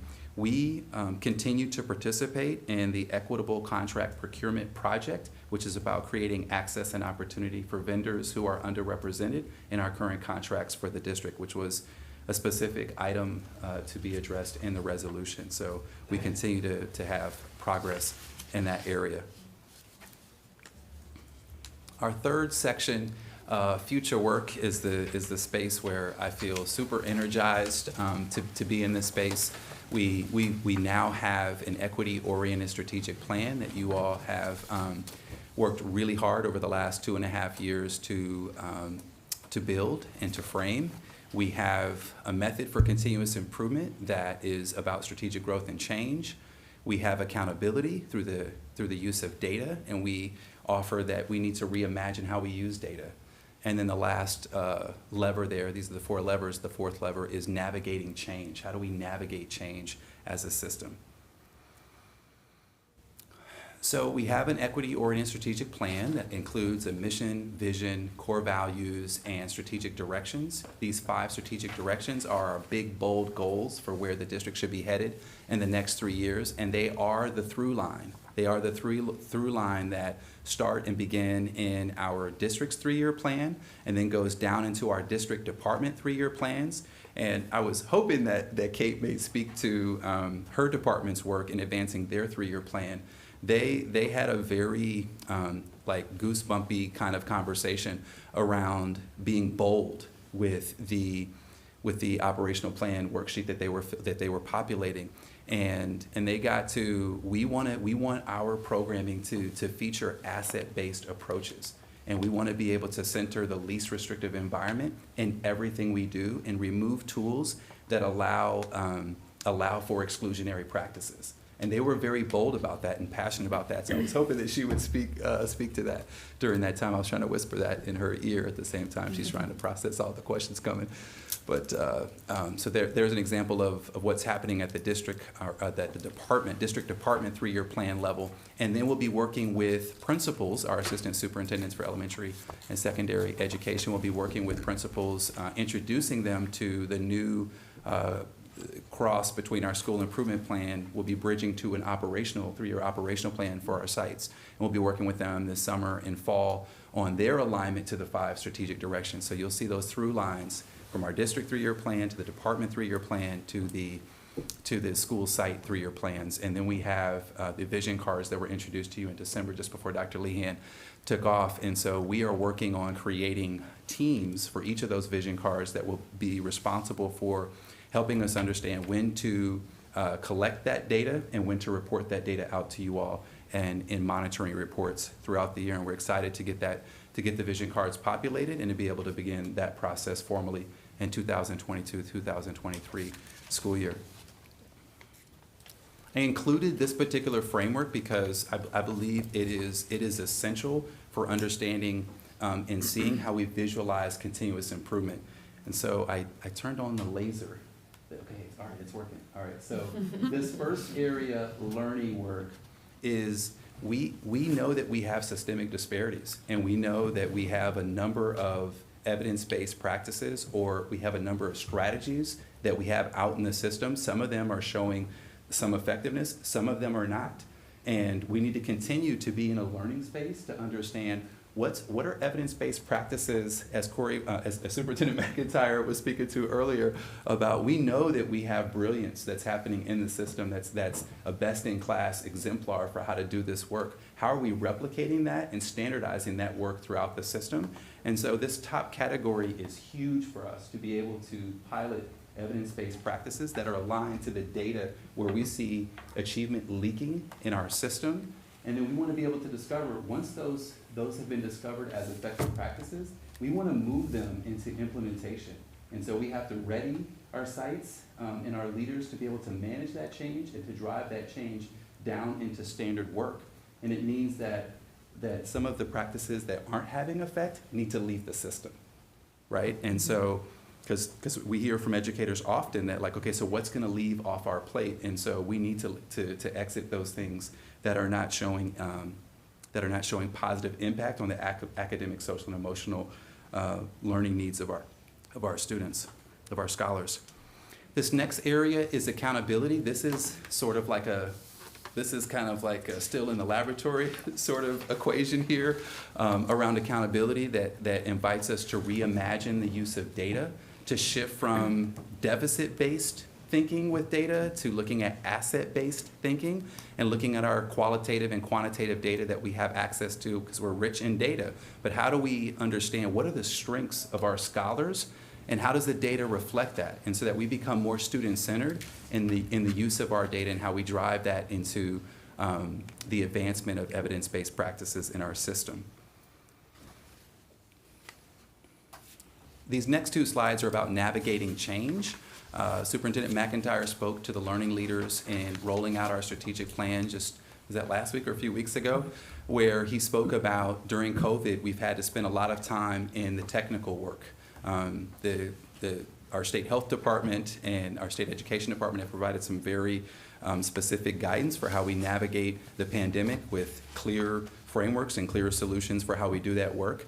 And now we finally are in a space where we get to be in a mindset of long-term planning and long-term thinking. So we've got a strategic plan. We can start thinking over the next 3 years, what are we going to have to do? And so this shift between technical, a clear solution, and adaptive, meaning that there's new learning that we have to obtain to be able to address the systemic disparities in our system, both past and present, that are continuing to be perpetuated. We have to be able to step into that adaptive space more.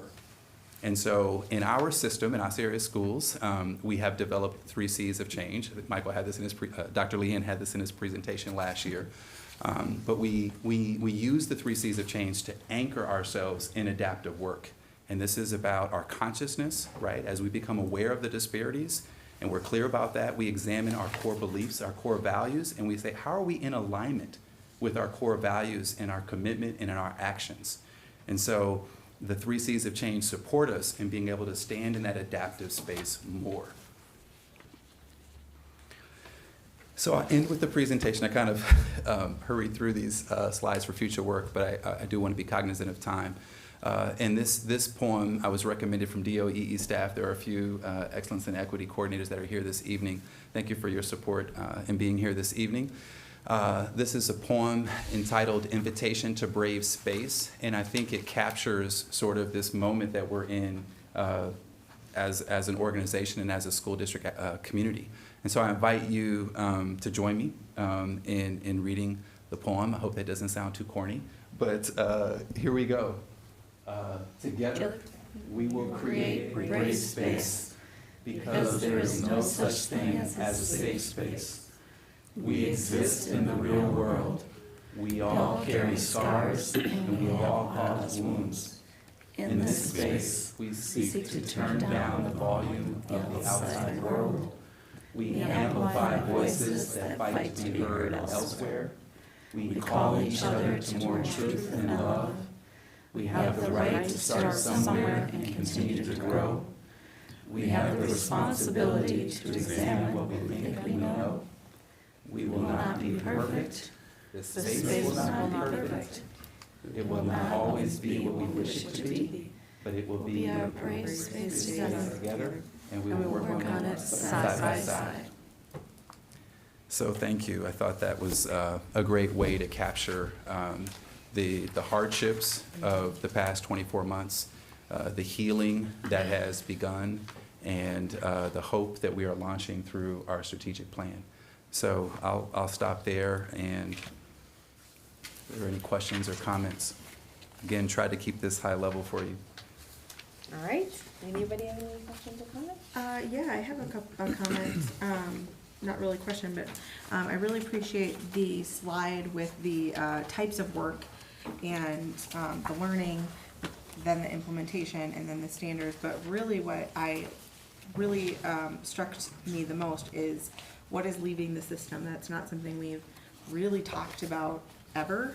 And it's such an important thing as we hear so often, not just, we just heard about it from our special ed conversation, but we hear about it from a lot of our staff, is that they have so much on their plates and it feels like we're just always piling more on. And so taking inventory of what works and what doesn't work is, I think, really, really valuable. And then to say, you know, because I think one thing that's really hard too is I think sometimes we have something that might be enjoyable for our students to participate in, but it might not be effective in getting them to where we need them to be. And it's hard to let go of those things sometimes, and change is really hard too. So really talking about that whole process and how we continue to stay in that learning space, I think that that's just a really valuable piece to this conversation as we move this work forward. So I just wanted to say thank you. Thank you. Mm-hmm. All right, anyone else? I would build on that specifically on the leaving the system, because I appreciate the focus, especially on the accountability page, about asset-based. What are we doing that's working? How are we thinking about this as empowering excellence and achievement instead of that deficit-based kind of thinking? So having kind of started out with that first chart that in the past 2 years this has been a focus, but our results have gotten worse, is not where we want to be. So I appreciate kind of how you're showing us the work that's being done to focus on results orientation of the work that we're doing, and again through that asset-based lens. That's really a passion point of mine, that we're focusing on how are we empowering the capability, how are we raising the standard of excellence, and how are we unlocking, I should say, rather than raising, how are we unlocking that's there in the work that we're doing. So thank you so much. You're welcome. Thank you. Feedback. Anyone else? A couple of things. First of all, thank you for, I just love the way you laid out this presentation in the 3 different areas that you did. I just really appreciate it. I have a couple of questions. In your partnership development, you talk about the mental health partnerships. Are we in a place where we have any culturally specific mental health partnerships, or any mental health providers that deal specifically with racial trauma or any of that area? I know it's not easy. So I know that we have therapists that are working through those contracts that are individuals of color. So I know Sure. whether or not they're trained in culturally specific therapeutic services. I'm not certain of that. Superintendent McIntyre, are you aware? Yeah, that would be a great question for Kate and the team, Okay. but I can't answer it without being certain myself, yeah. But we do have therapists of I mean, color and Mhm. our I mental know health it's a providers. goal, it's really a Obviously. challenge to find, especially right now, everybody's shorthanded on mental health providers. Not a criticism, just a question. Mhm. Are we at the point where we have 2 data sets for the equimetrics yet? Or are we gathering the second set soon? We are launching the second one later this month. Good. And when will we get kind of a high-level view of what that looks like at all? As far as the results go, Yeah. I'm not, June is my best guess. It That'd be the doesn't take long to earliest, turn it yeah. around. We, usually within 2 weeks of the closing of the window, we get feedback, so our results, I'm not trying to rush it, I was just yeah, curious. yeah. Yeah. There's one other thing I wanted to, okay, besides saying that, I am super excited about the scholar-led and developed programs that we end up in this in this district, between, the Park Center, they did the Cinco de Mayo, oh no, they did the, I'm sorry, the Hispanic Heritage Month, and ASIO doing, Osseo Senior High did launch last week a Cinco de Mayo celebration. yeah, And okay. their Latinx club is preparing, I was with Principal Vernig earlier today, and they are preparing a month-long celebration. That's a week-by-week themed celebration that the In students September? that's all student-led. I'm just September. amazed at our scholars and, and the things they do for, those types of things. But, the last thing I wanted to address was, your working equation of data-informed plus asset-based, leading to student-centered work. Have you utilized the construct, in street data, the book Street Data? We have a book study happening in learning and achievement, and our data and assessment team is in the text, and it is on the nightstand. So I haven't yet thoroughly digested it, but we will be leading into it. I think because that's, when you said that, we're in a book study in Columbia Heights Are doing you? that in the leadership team as well. Okay. So,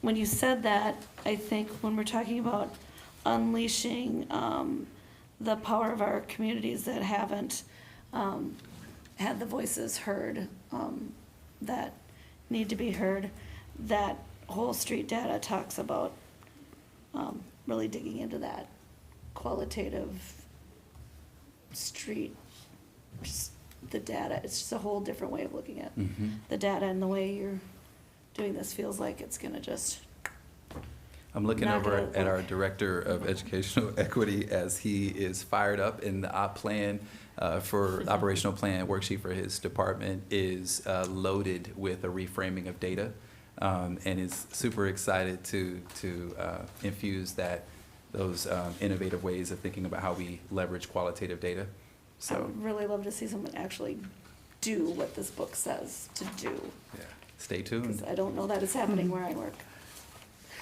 All right. I didn't say that. You televised it. I'm televised right now. Thank you so much. All right. Oh, thank you for yourself and your entire team for working on this and bringing us a year forward. I had a question about the tip line. Where is it posted? How often will it be reposted so that students can see it over and over again? And is it just for students, or is it also for teachers and staff too? I wonder if Kay is nearby, who can she could speak to the larger comprehensive approach to the tip line. So it's a rebranding of the tip line, which is on our website, the district's website. You scroll down to the bottom, tip line. It's on each of our school's website. It's there, and it's got a new brand of I think Superintendent McIntyre shared it, one of the board updates, the new revamp of Speak Up, and it's my understanding that it's posted. I actually saw it posted at Maple Grove Senior High. So I assume it's posted. It's posted throughout the hallways in all of our schools. It's a Right. QR code, so you can just grab it with your phone, whether you're a staff member or a student, and anonymously report anything that may be perceived as harmful, and report it kind of quickly through your phone, along with the website tip line links. But we've rebranded it as Speak Up, and it's, each school has that in their kind of school logo and colors as well, that throughout the hallways. So I might have stole your thunder, Kay, sorry. The Speak Up and tip line. I know a little bit effort. about it. We recently shared it in our Connect e-newsletter, so we continue to do that regularly. We updated on the bottom footer of our website too and called it Speak Up now. It's been rebranded a little bit, so we also have posters in our schools, and I think as Superintendent McIntyre was sharing, it's kind of in the colors of their logo as well. So I know I saw one over at Maple Grove Senior High School too. So they're getting out there, and we'll continue to share it. Thank you. Is it clear? I didn't hear the answer to the question. Is it for scholars as well as staff? That is my understanding, correct. Yep. And is it clear to all that it's not just racial harm, but it's all forms of harassment and discrimination, including homophobia and transphobia? That is correct. So when you fill out the form, you have actually a few different choices that you can make.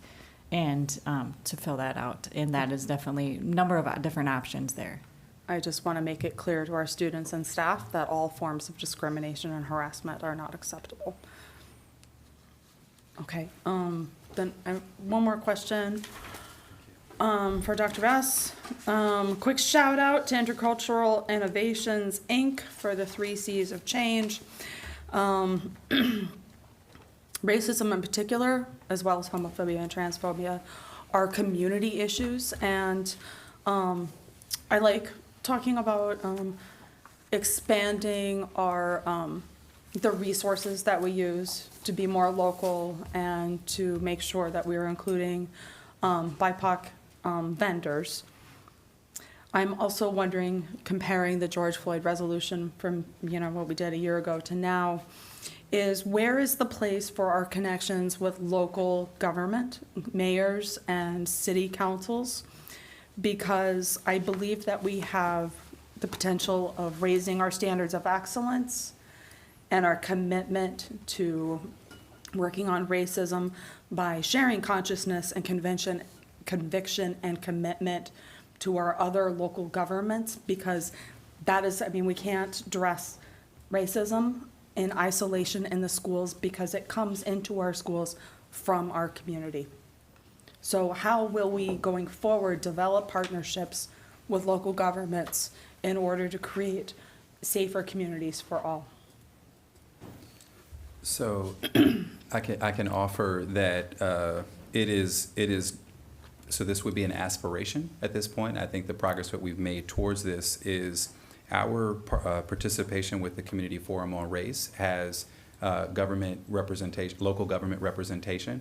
In this year's theme, I didn't highlight that in the slide for partnership development, but we did have a student-led panel that was focused around the theme, so how are the children? And it was inviting students into the space with local government officials across Maple Grove, Brooklyn Park, Osseo, and the Brooklyns to speak to what their lived experiences have been in the metro area. It was powerful, powerful conversation. Again, it's not, we're not meeting or exceeding, but we are engaging in some spaces where local government representation is present. And then we Superintendent McIntyre, I'm not sure, I've only had the opportunity to attend one of the school and community safety meetings, and I know we have some representation from local government there as well. And I'm not sure historically what other. Yeah, so this year I initiated a monthly call with our city leaders around community events happening in our schools around safety and violence, and how we can partner with not just our city leaders, but actually with North Hennepin Community College and others in our broader communities around how do we organize our efforts in partnership. So we have been meeting monthly on those meetings just to not only share out what we're seeing, but then offer up solutions and ideas that we can try to use. And I would add too, in the Brooklyn Bridge Alliance Executive Committee, that it also includes our city leaders as we meet around some of the same topics. So just to clarify, you said that those meetings are based around public safety? They are, yeah. Okay, but not about creating community and reducing overall harm in our communities? Well, they go hand in hand. We're identifying the issues that are happening and then what solutions can we find to prevent or better respond to those situations. Okay. Thank you. All right. You're in unless you don't have anything.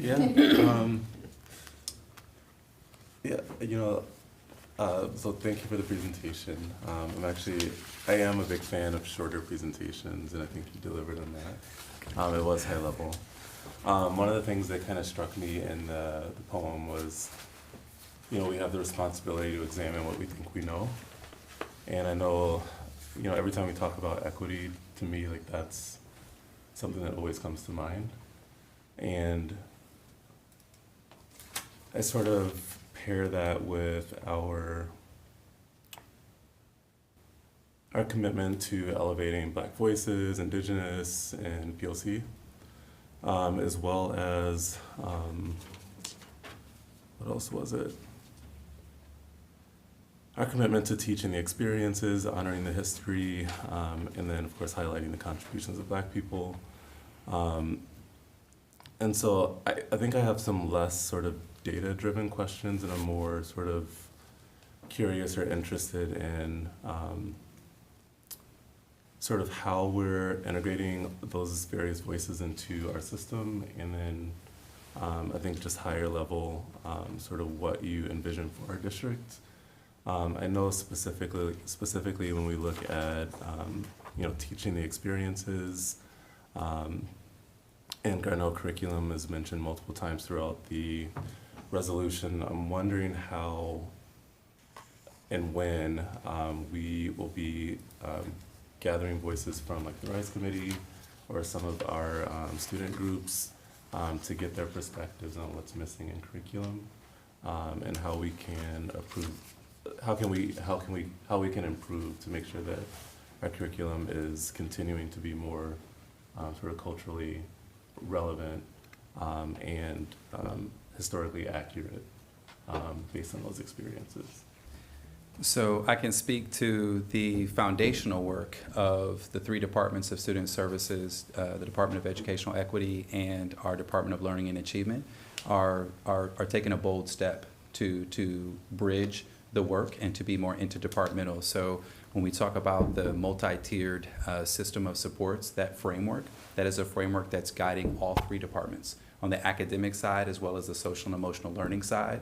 And to be able to position our systems tools for equity and to use to integrate and engage those tools to ensure that the curriculum adoption process or the work that we're doing at Tier 1, Tier 2, and Tier 3, that we're seeing how race and culture and other forms are integrated into that process. So we're in the strategic planning and baking that into our operational plan. As far as the fruition of that over the next couple of years, I believe you're going to see more and more intentionality in that. For example, we're developing a racial harm protocol. We have stakeholder representation. The RISE committee gave us feedback on racial harm. We have our Real Talk groups at the high school that are going to be our focus groups for our students who are going to be speaking to those experiences with racial harm in our schools. So I think we're in the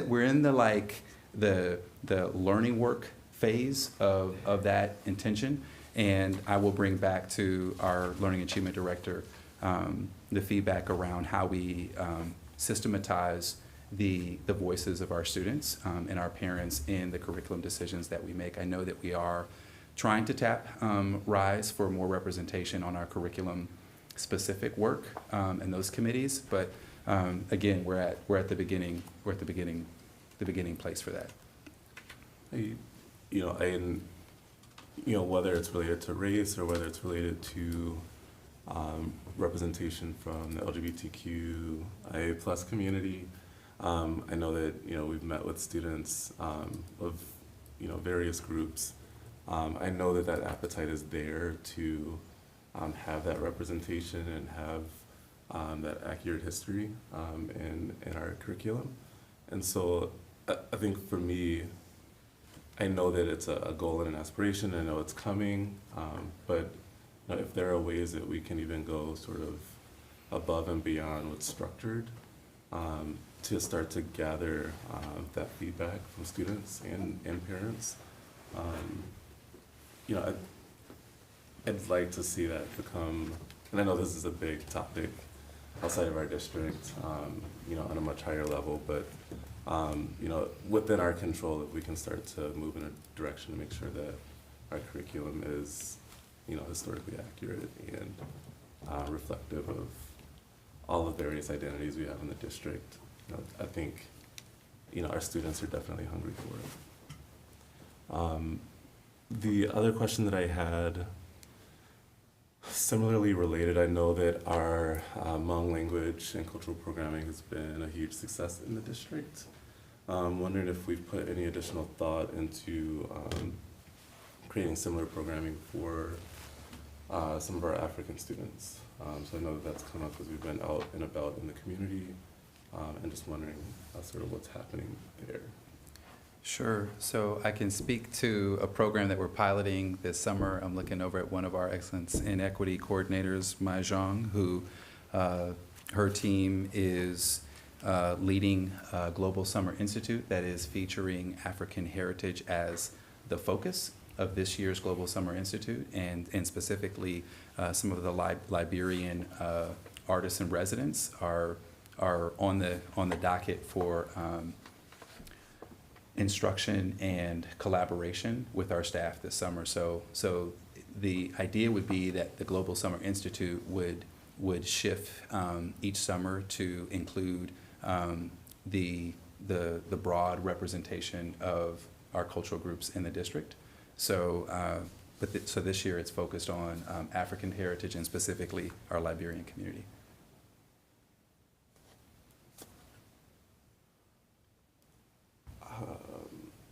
I think just a couple more, at least for now.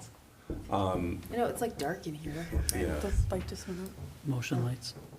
So actually, it was my very first school board meeting where SROs came up as a topic.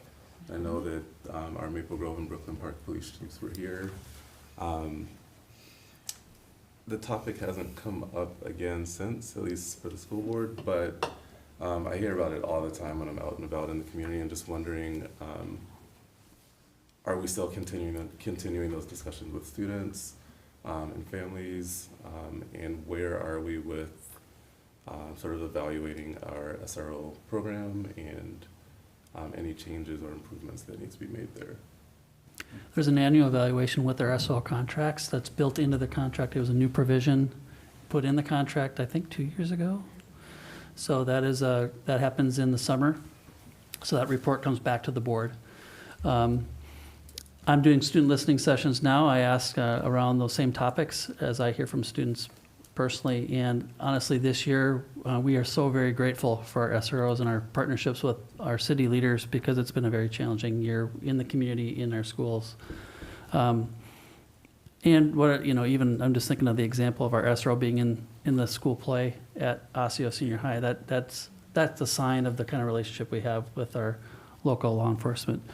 So to your question, yes, we're always how we get better, right? And what stakeholder voice do we have on that? And Brian and I have talked often about leveraging many of the existing committees to help us, including the RISE committee, on any feedback, any discussions around our program and how we continue to make it better. As I know Troy and the team are regularly meeting with our city partners around our school resource officer program, and I'd put ours up against anyone's, especially my own experience. So, and the reason we built that into the contract was to make sure we are focusing on what can we do, what's the improvement areas we can, tackle annually. So not just every 3 years, but that's an annual evaluation. So I think I'd have to follow up with the team, but I think it's, once we get through the June month, then we wrap up that evaluation. I think it was August last year where I provided the board the prior year evaluation. Tanya, you're shaking your head, yes? Sounds like that was accurate. So I hope that helps, but that's just a quick response. Just to add on, I'm not sure if you've heard this or not, but our SROs go through a lot of training, like specifically working with kids. But I remember seeing something from Brooklyn Park and Brooklyn Center, especially after the Dante Wright situation, that they have contributed additional funds to training their officers that aren't in our schools on interacting with students, and particularly with our Black and brown students, and how they can better improve those interactions. I hope that will continue to be a priority for our police departments as they interact with our kids outside of our school environments. But I just thought I'd share, because I don't think it's not directly with us, but it does impact our kids. Yeah, and I've heard that as well.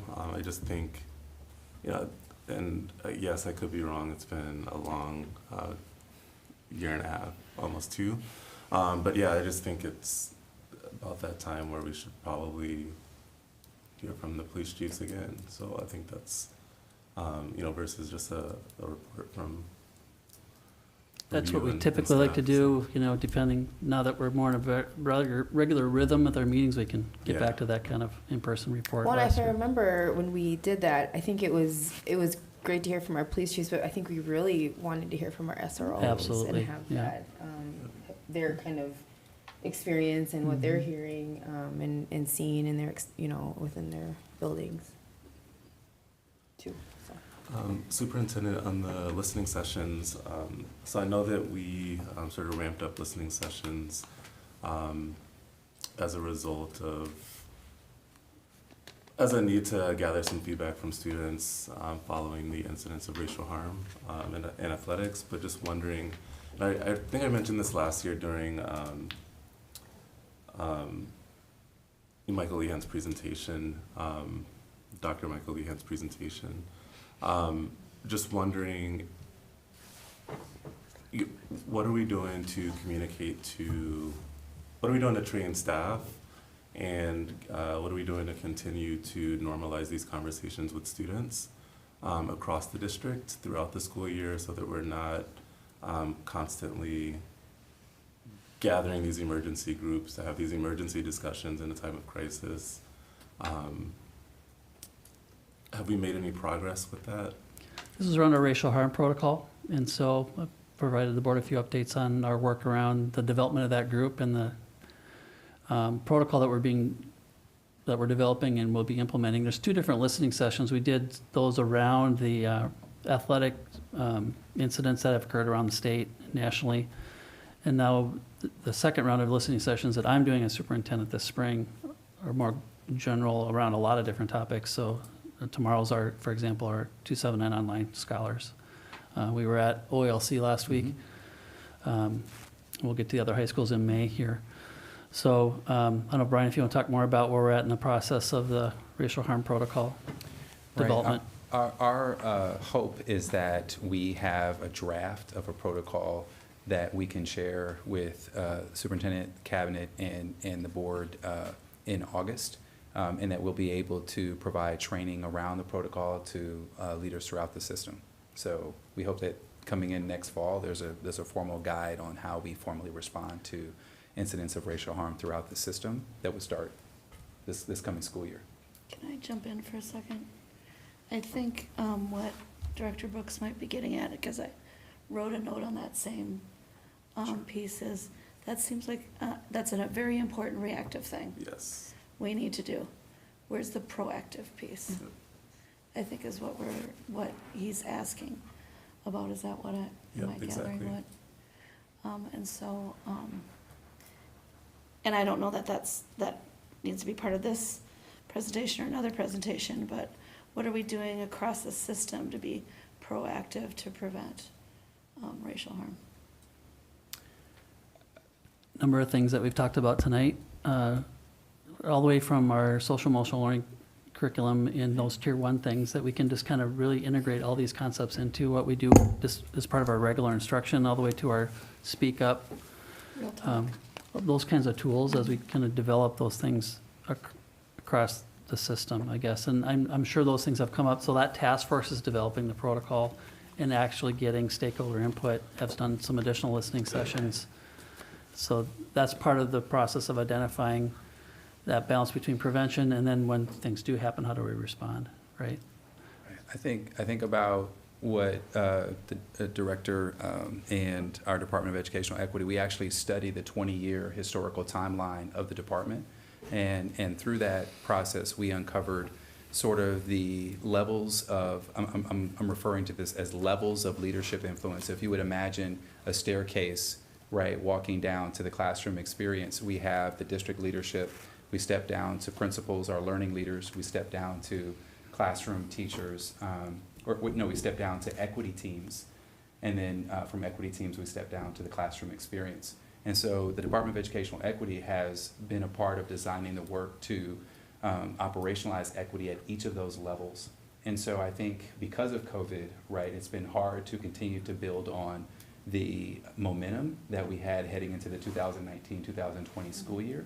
And the department has a has it earmarked in bold to reset and refresh our systems tools and to make sure that we're positioning that work for the fall. So we will have a version of the EFT foundations for all new staff entering the system, and we will have modules that we will be leading learning leaders, our principals, with in August, that they will be able to go back to buildings and to deliver that professional development with all of their teachers. So we will begin to impact those levels of influence for equity throughout the system as we approach the coming school year. And that is where I believe the beginning of that work is, and I think it's about us understanding what are the evidence-based practices that we're going to continue to pilot to have teachers equipped to facilitate those conversations, right? Maybe it's about understanding how we get trauma-informed when we introduce those topics, when we introduce content that is sensitive.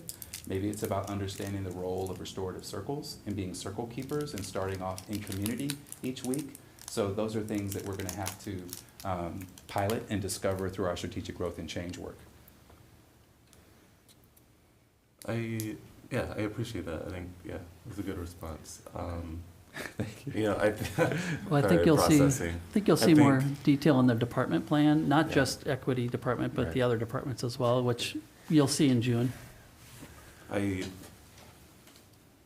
you talk about it, it seems, at least to me, long-term, and not necessarily immediate. And I know, given some of the incidents that happened over the last couple of years,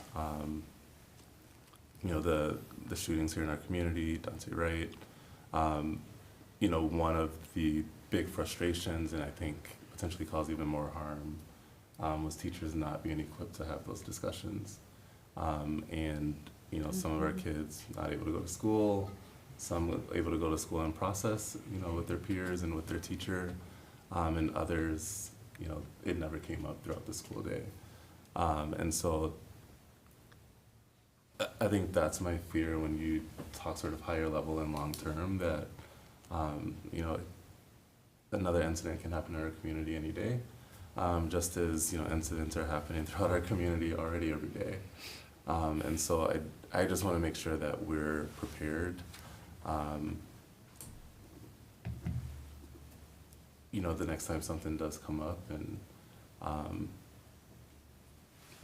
so I think that's where I'm coming from. I know that we'll get that sort of racial harm protocol at some point, and I'm sure I'll ask that same question about what we're doing to be proactive, but just want you to know that's where I'm coming from. Just want us to be prepared across the district and not just in the Brooklands. Well, I hope that in June, when we come back, that the operational plan for the Department of Educational Equity, I think you're going to see some of those immediate pieces. I think we haven't fully articulated and agreed on all of those pieces that will be immediate for the first year, the 2022-2023 school year. But I'm sure you'll see some immediate efforts there. Maybe not as robust as you want all at once, but you'll see some beginning work there. That's significant. Okay, well, I thank you for this discussion. I just would like to, thank you, because I really appreciated the way you really laid this foundation. I think that it's important to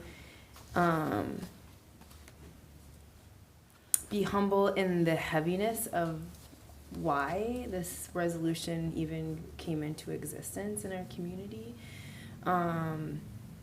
And kind of the strongholds that racism has had forever, and also, how it impacts where we're at now within the education system. I think that's it's seriously it's really valuable, and the fact that looking forward, how do we as a system repair what's happened in a way that is will position each and every one of our scholars in a way that can truly change the world, and equip them and to be one district. And I think that these steps are so important to take. What strikes me though is the accountability piece, the use of data, and I think that I struggle. Of course I want it, but I struggle because we do have a lot of data. Mm-hmm. And it's just like, what then, now what, and what are we doing with it? And, what struck me, even in the presentation that we had about special ed, is what Director Grady pointed out. I mean, how, you know, we talk and talk about equity, but yet in our stats, we're missing a whole group of people, you know, scholars, you know, our American Indian scholars. So I just think that those are the types of things that we have to catch, you know, with our accountability. That's part of our system. And I think that, you know, with some of the things that Director Brooks was talking about, you know, Corey, I think about just the work that's being done, that will be done this summer with the Minnesota State High School League and other educational partners, and they will be bringing scholars together across the whole state around a code of conduct for events and sporting and activities. And I think that, you know, I hope we we can get some scholars there to be at those tables, and I know there's a commitment at that level too, to ensure that we're continuing to kind of ensure that we're addressing what's plaguing us around racism, you know, at different events and things like that. So I just wanted to like throw that in there. But I really I see kind of I see the inspiration in this, and I see where you are leading it in your team, and I think it's really great, and I think it's gonna really center a lot of our other work that we're trying to achieve in this district. So thank you very much. I just have one really quick question. I know that the three main high schools, Osseo, Maple Grove, Park Center, have Real Talk, but does the OALC have Real Talk, and does 279 online? I don't know if Brian or Dwayne want to speak to that? They're nodding. I'm saying yes. I'm saying yes over there. Yes. So yes. I know OALC does because I was just there, but I didn't want to take your. Yes, yes. Thank you. I just wanted to make sure that everybody had access. Yes, Yeah. thank you. All right, thank you, Brian. So board members, I'm checking in. It's 8:25. We got 2 agenda items left. We had budgeted an hour and a half hour and 15 for those. We're going to start with the first one. I'll check in with you after. We can see where we want to go from there.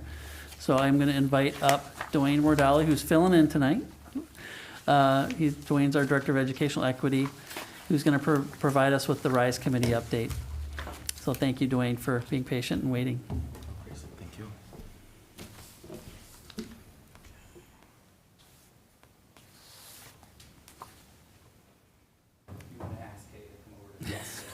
There we go. Can you take like 3 minutes to do it?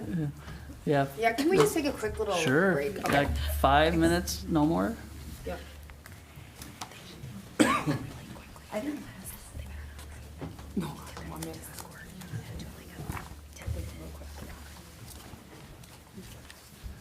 So this is- Yes.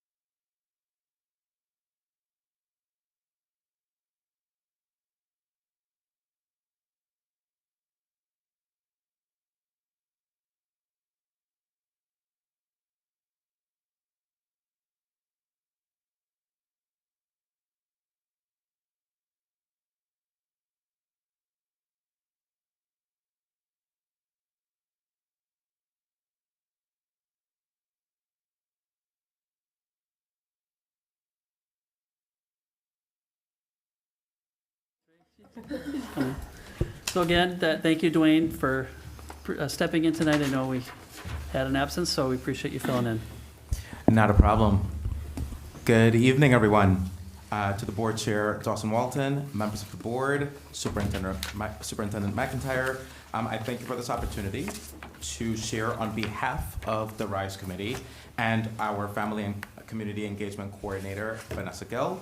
I'm going to be sharing the RISE Community Update for the month of May 2022 as we near the end of our school year.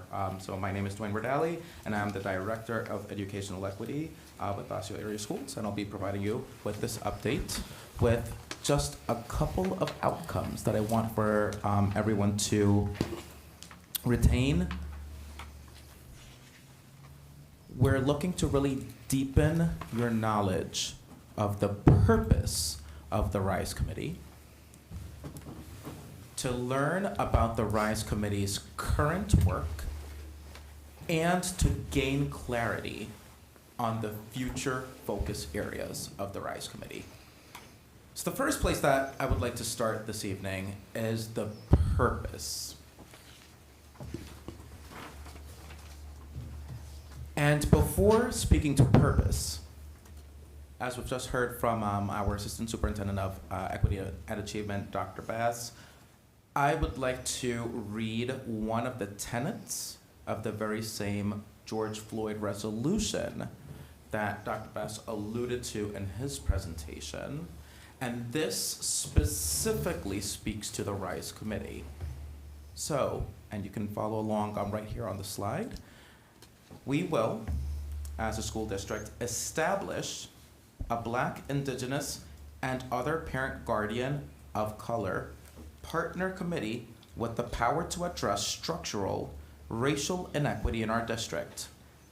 This committee will have the influence to operate on a zero-tolerance policy regarding racism, implicit bias, discrimination, structural and system inequities.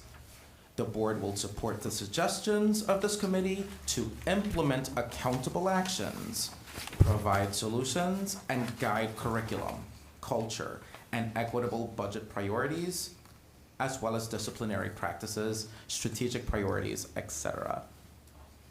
So thank you for reading along with me. The RISE Committee was born out of this in July 2020, where our Family and Community Engagement Coordinator was brought onto the Department of Educational Equity a few months later in November.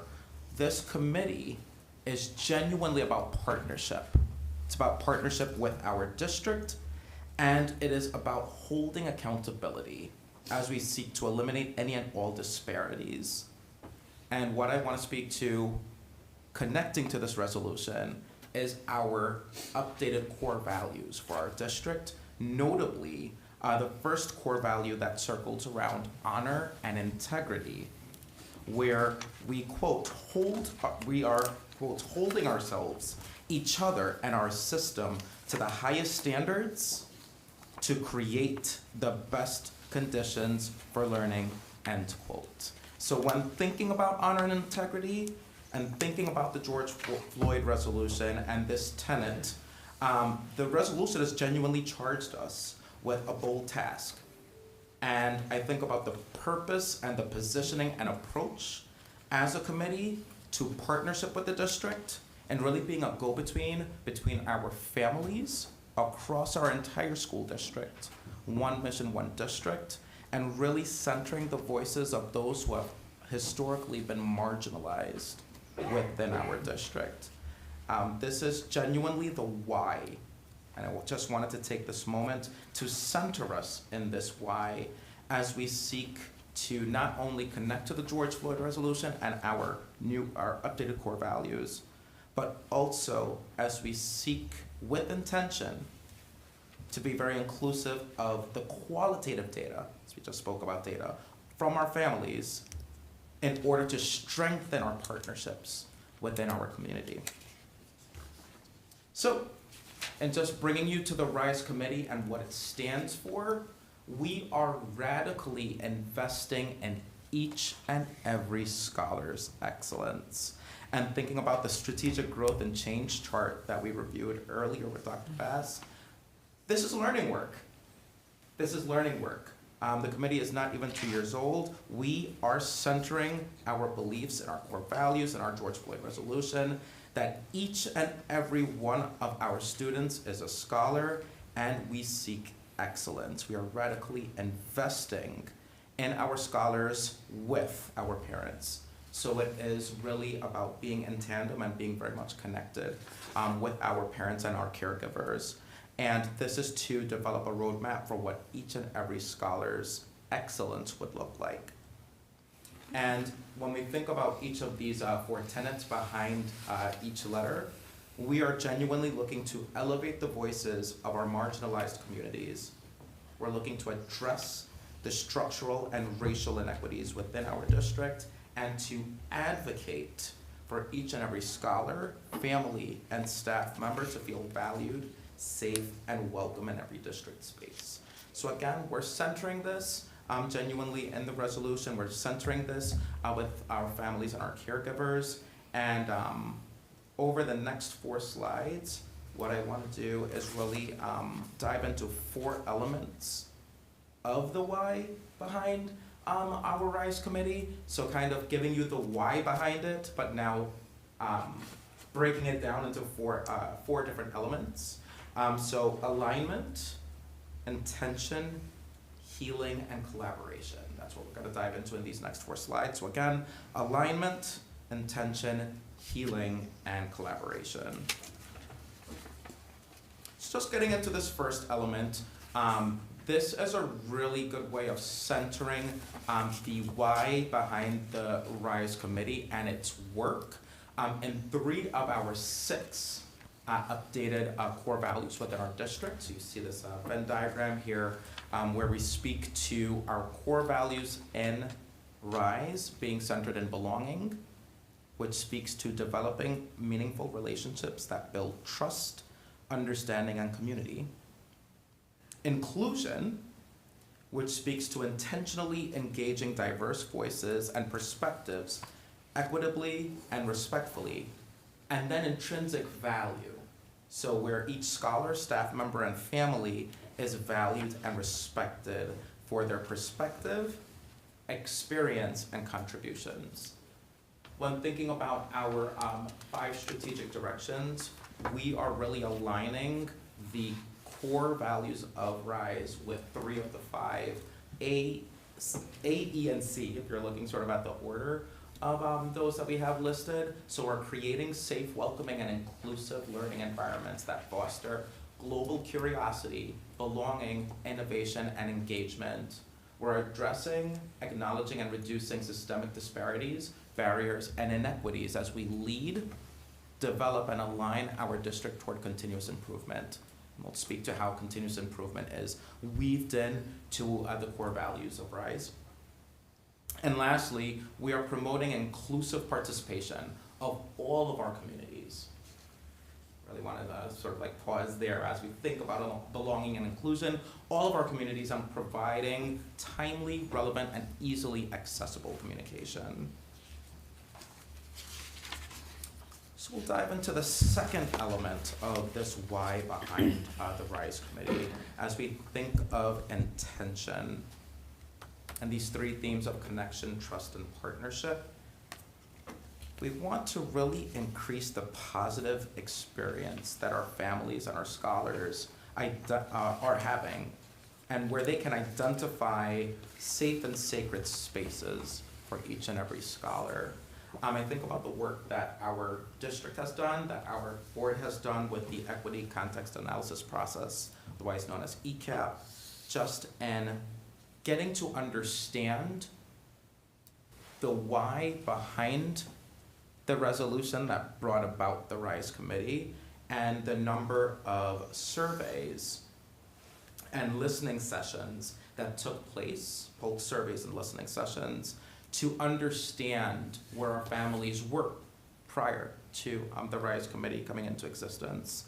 And distrust was one of the core themes from a number of our families, including a number of our families that have been historically marginalized within our district, distrust vis-a-vis their relationship with our schools, with our district, with their experiences even within our schools. And a lot of this has been made evident within the ECAP process. A lot of that information was collected, and we are genuinely looking to center these three themes of connection, trust, and partnership in order to get to this deep intention of the work, the why behind the RISE Committee, and ensuring that each and every one of our families can see themselves embedded in our district and find a safe and sacred space for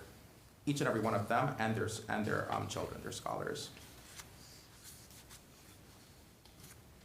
Because as a part of this alignment and intention work, we are in this sort of theme of continuous improvement.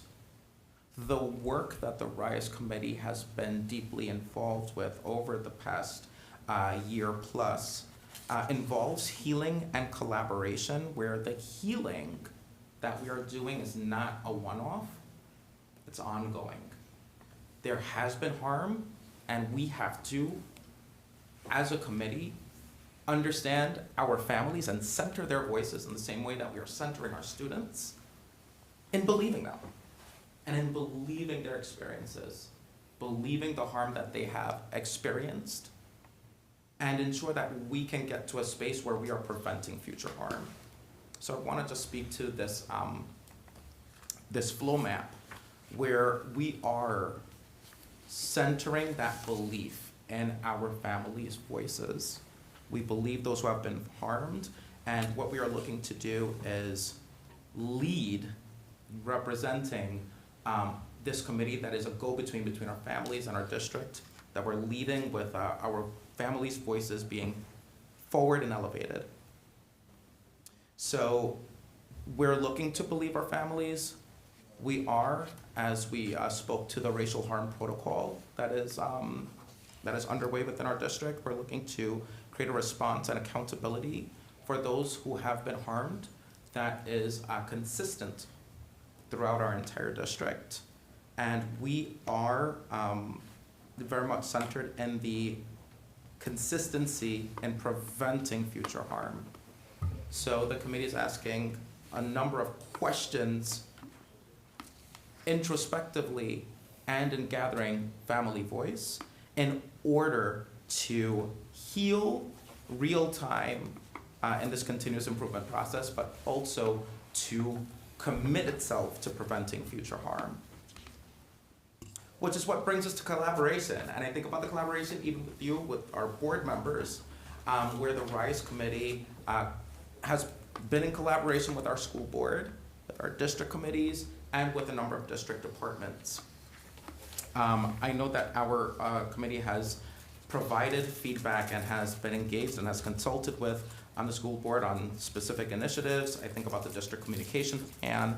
I also think about the referendum and even a specific communications plan that involves our families where at home we are speaking another language other than English, so being deeply involved with our multilingual learning team that lives in the Department of Educational Equity. So it is about ensuring that the voices at the table are diverse, that they represent our district, and that we are getting that consistent and continuous feedback so that we are indeed in deep collaboration and representing the voices of all. With our district committees, just to name a few that the RISE Committee is involved with, we have the District Planning Advisory Council, otherwise known as DPAC, American Indian Education, the Program Improvement Process, and as well as also the Enrollment and Capacity Management Advisory, otherwise known as ECMAC. And the RISE Committee has been in collaboration with data and assessment. I think about the family stakeholder survey that Dr. Brian Bass alluded to earlier, with the communications department, as well as risk management. So with these 4 tenets, just want you to have a look I'll pause for a couple of seconds. Have a look at this slide.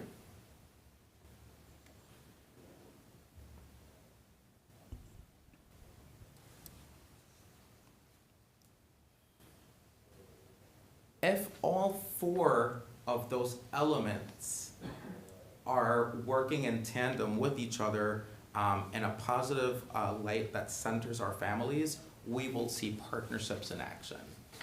That is genuinely what we will see. That's where we will be going.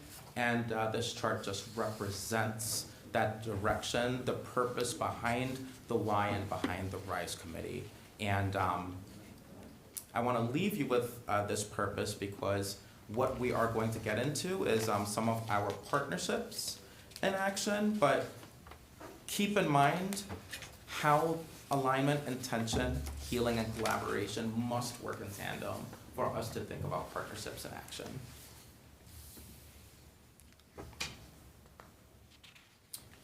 I'm going to just read the 4 sets of actions that speak to the RISE committee, and they can be summarized by the survey revision, harm reporting, increased awareness, and community partnerships. And what I also want to highlight is just the timeline underneath each of those 4 actions that speak to what has happened, where we are right now currently, and what is to happen in the future. So 2 months ago, in March, when we think about survey revision, through collaboration with data and assessment, the district family stakeholder survey and process were revised to use equitable language and align with the district strategic directions. I just want to point out what that looked like. So we worked closely with our data and assessment team, and we ensured that we were applying an equity lens when thinking about a survey that meets the needs of each and every one of our families. So that allowed for us to align back to the partnerships in action when we think about those 4 elements of the RISE committee that we just reviewed. That's pretty much the process that took place to get to the stakeholder survey. Gonna just bring us backward one more time to harm reporting. I know that this came up in the George Floyd resolution presentation. So I think about the Speak Up, otherwise known as a tip line, in prior months and prior years. This is in progress where we are working with multiple stakeholder groups on a racial harm protocol, and a Speak Up form is being developed to clarify the reporting process and to ensure follow through. So this is in a nutshell what the flow map would look like for our harm reporting. Again, the racial harm protocol is in process, but we would identify the reoccurring incidents of harm. We would finalize that Speak Up form and have a racial harm protocol that is applicable across the entire district.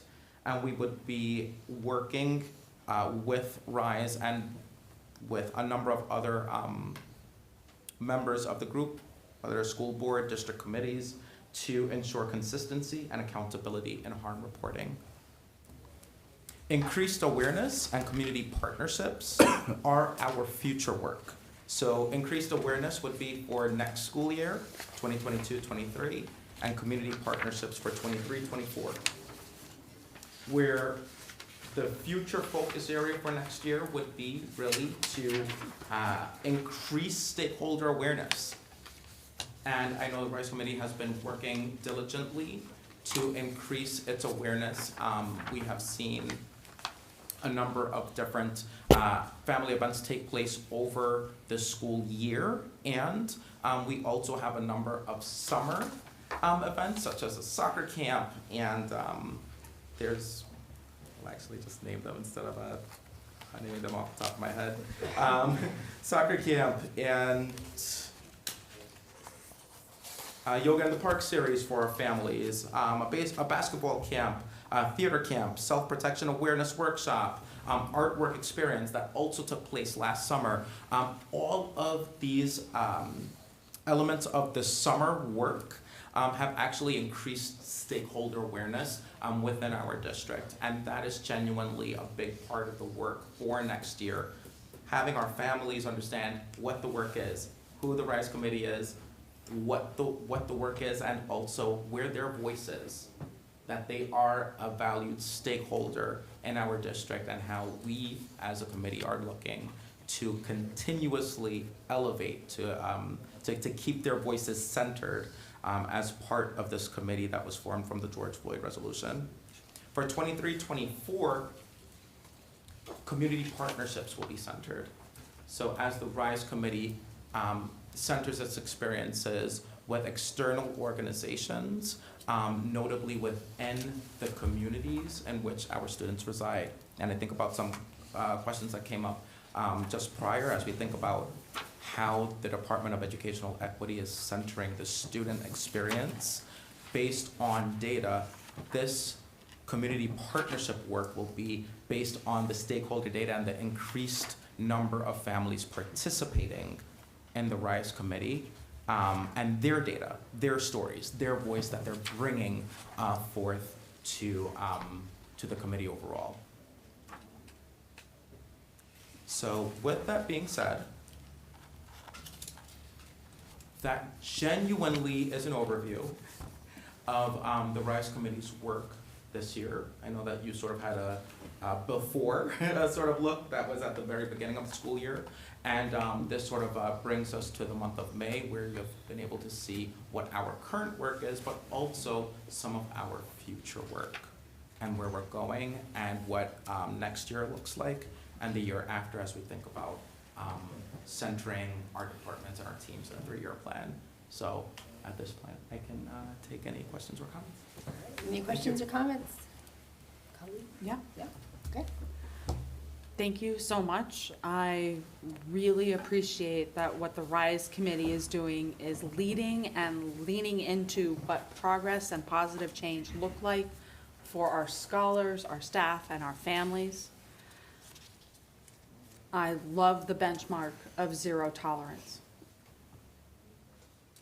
That's the kind of excellence and goal setting that we need. And I can't wait to see how we fold in accountability to that as well. Thank you. Thank you. Okay. No, thank you. I have a question about that Speak Up. For the past many months, we've been talking about kind of the overall school climate and behavior and creating a culture of respect for staff and for students and one another. So when my understanding was the Speak Up is a broad program to ensure that we're reporting all incidents of concern and harm. But tonight I heard of it being the focus of it being the racial harm element in multiple presentations. So can I have an understanding, just for those watching too and have seen the posters, it's a broad program and we're really leveraging it in this work as well? Is that how I'm to understand that? Or did it come out of this work and for this primary purpose?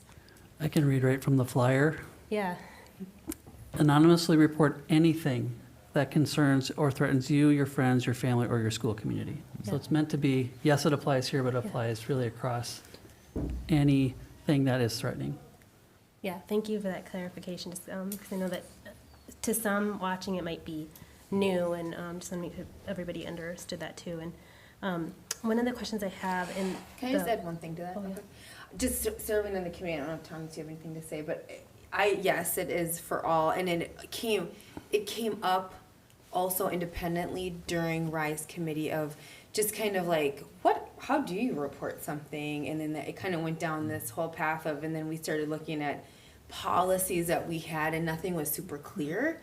And then I think it was, and this is where I'm a little fuzzy, that there was this tip line, and everybody's like, what's this tip line for? You know, and we've all asked that too, and so then it's just, I don't want to overstep what I'm thinking, but I think that was kind of it kind of it did bubble up within Rise, and we had this tip line also. And if I can add, it came out as part of the ECAP process as we prioritized creating safe and welcoming school client learning environments as well. Great, thank you. Will we receive reporting from that mechanism? The accountability piece, and there was a reference that the school board would see reporting. Will the school board see reporting from that? Yes, I still gotta work through what that would look like to make sure it's protecting private, Yeah. information, but we can provide some general use and what kind of information we're getting through that. So I'll try to follow up with more details. Great, thank you. One final question.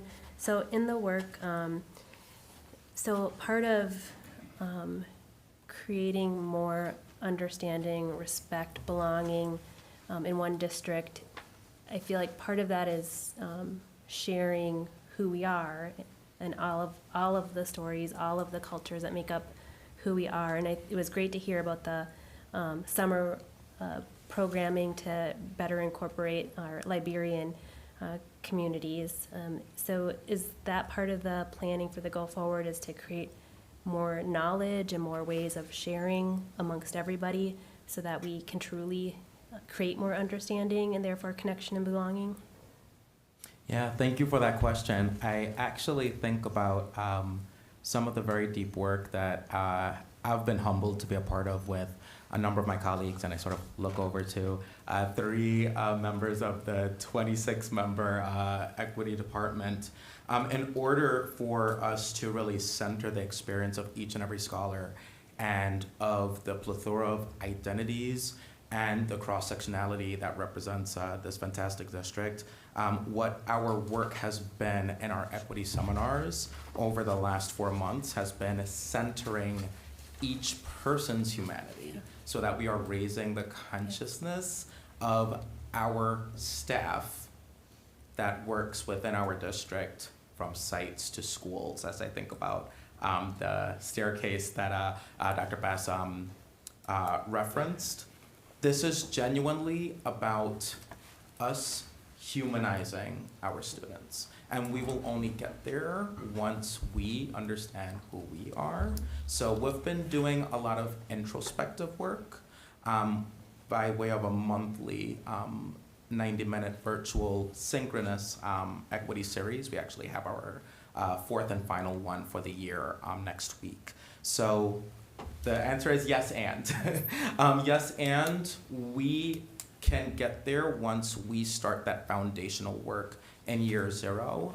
Again, we've been centered in some of the incredible work from the academic Resma Menachem, where we are having our adults understand not just who they are, but also understand how to process their own biases via clean pain, so that we're able to genuinely get to a place where we're coming into our new school year, understanding who we are, refreshed, and now ready to start to genuinely identify who else, who are our students, who and whose experiences have not been highlighted, because that's the work. We want to ensure that each and every one of our scholars is centered and that we're acknowledging and seeing them and uplifting them.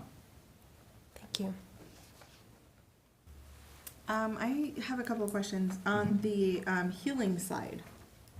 I think that one thing that we are better at of the 3 things is the acknowledgement and validation when harm is done. It's a lot easier to have a conversation with a student when they come to you and say what's going on, and to acknowledge that experience for them. But regardless of the subject matter, it seems that when harm is done, it is difficult to feel like there is accountability in the response. Because of data privacy a lot of times, right? Because we can't necessarily say what has been done to hold the person who has harmed someone accountable. and it can feel like nothing has actually been done, regardless of what has been done. It may feel that way to the person. So what I'm wondering about is, what steps do we have, what do we have in place to really acknowledge that position that those students are in, that when they come forward with harm, that they are validated, but also that they don't feel like this will continue to happen to them again. And I think that also leads into the commitment to preventing future harm, is that sometimes, one thing I hear often is that it doesn't feel like anything was actually done, and then it will happen again to me, and then when it does, that re-traumatizes the student, and they don't feel, it almost erases that validation that they had to begin with. And I'm just wondering, like, what are we doing in respect to those issues? Thank you. That question has been centered in so many different layers of our student-facing work, family-facing work. I can definitely not only understand, I also have seen just how in the last few months as a district, we have taken a very specific stance by having a multi-member team, 6 members from our district, including our superintendent, who have been a part of a racial harm protocol. This was a workshop, a 2.5-day workshop that took place that involved a number of school districts within our metro area. And the purpose and the goal is to listen, metabolize, understand, and have an action plan that is consistent if and when we have an incident of harm. And we specified prior that could be a racial harm incident, it could be a transphobia incident, whatever the incident is. If it is a harm incident, we are going to have a protocol that we implement at a district level, and we have zero tolerance for it. From this, and this is, again, a part of our current work, because I believe this is in the month of August, when the racial harm protocol will be sort of presented and shared out. This is one of our commitments from the protocol standpoint to ensure that we are in no way, shape or form, taking this lightly and really standing and being firmly rooted in our stance and zero tolerance, but also in ensuring that we are not re-traumatizing and that we are collecting the hard data and having the hard conversations, because if our students are living a traumatized experience, or our staff or our families are living a traumatized experience, we have to take that seriously. So this protocol and this committee, I was one of 6 members again, and we sort of got a nice cross-section of different members of our district to not only attend, but to be a part of this racial harm protocol committee, is one of our deep commitments. And I also just think about the reorganization of our department, which has allowed for multiple members from the Department of Educational Equity to be doing deep level work again with our families as per ICE, and the Family and Community Engagement Department, but also how our coordinators, how our SDASs, how our teachers, how our specialists, how our ASPs are deeply involved in the work. So how are we interfacing with staff? How are we interfacing with students? The entire purpose is for no voice to be unheard when this is happening. Okay, thank you. Thank you.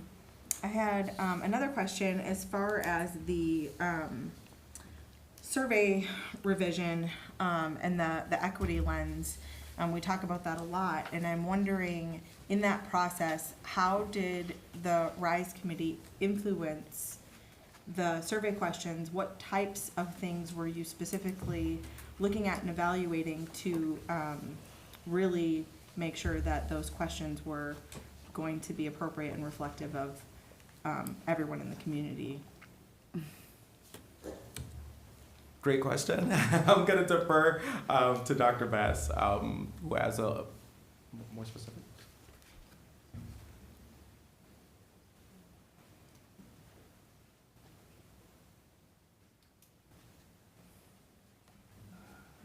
All right, Chair Dawson Walton, members of the board, Superintendent McIntyre.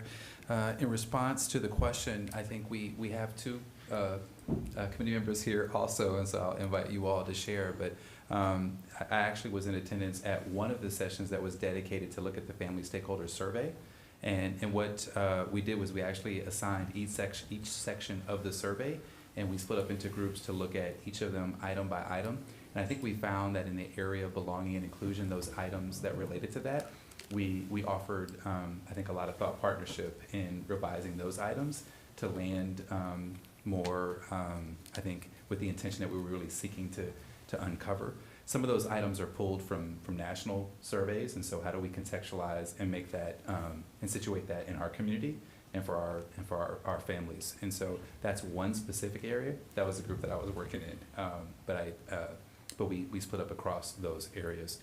I think we have the document. I think we have some of the documentation that we could share with Superintendent McIntyre to share with the board update to kind of see the before and after. If you wanted to see the questions, the items before, and then how they were revised after, we could absolutely share that. So my follow-up question to that is, will the RISE committee participate in evaluating other surveys and other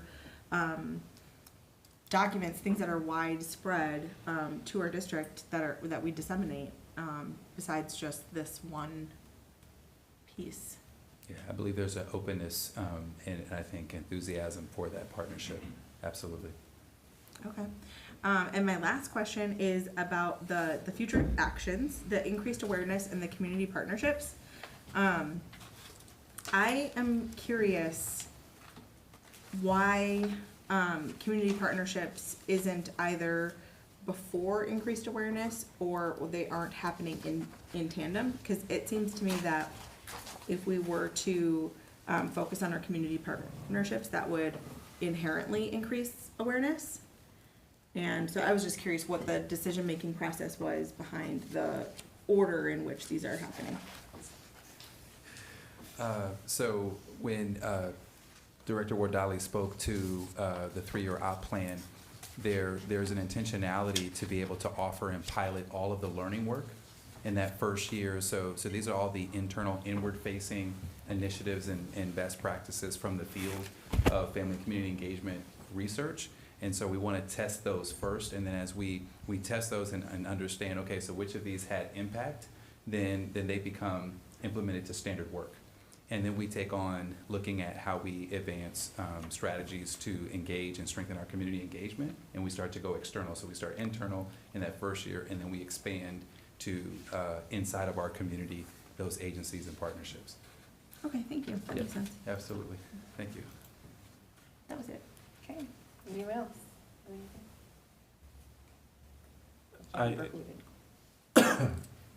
I'll just say to, Dwayne and to the RISE committee, thank you for stepping in and presenting today, and thank you to the RISE committee for all of the work this year, especially taking on an issue that I know was of high priority and important to the board, that we've discussed several times as well as it relates to communication and the reporting of harm. Again, I do look forward to that harm reporting protocol in August. I certainly understand the need to strengthen our partnerships, internally and externally.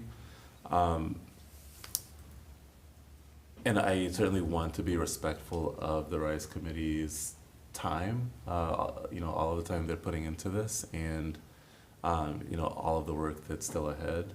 But when I look at the slide, this says RISE committee actions, and it says increased awareness for 2022 to 23, and then the next year is community partnerships.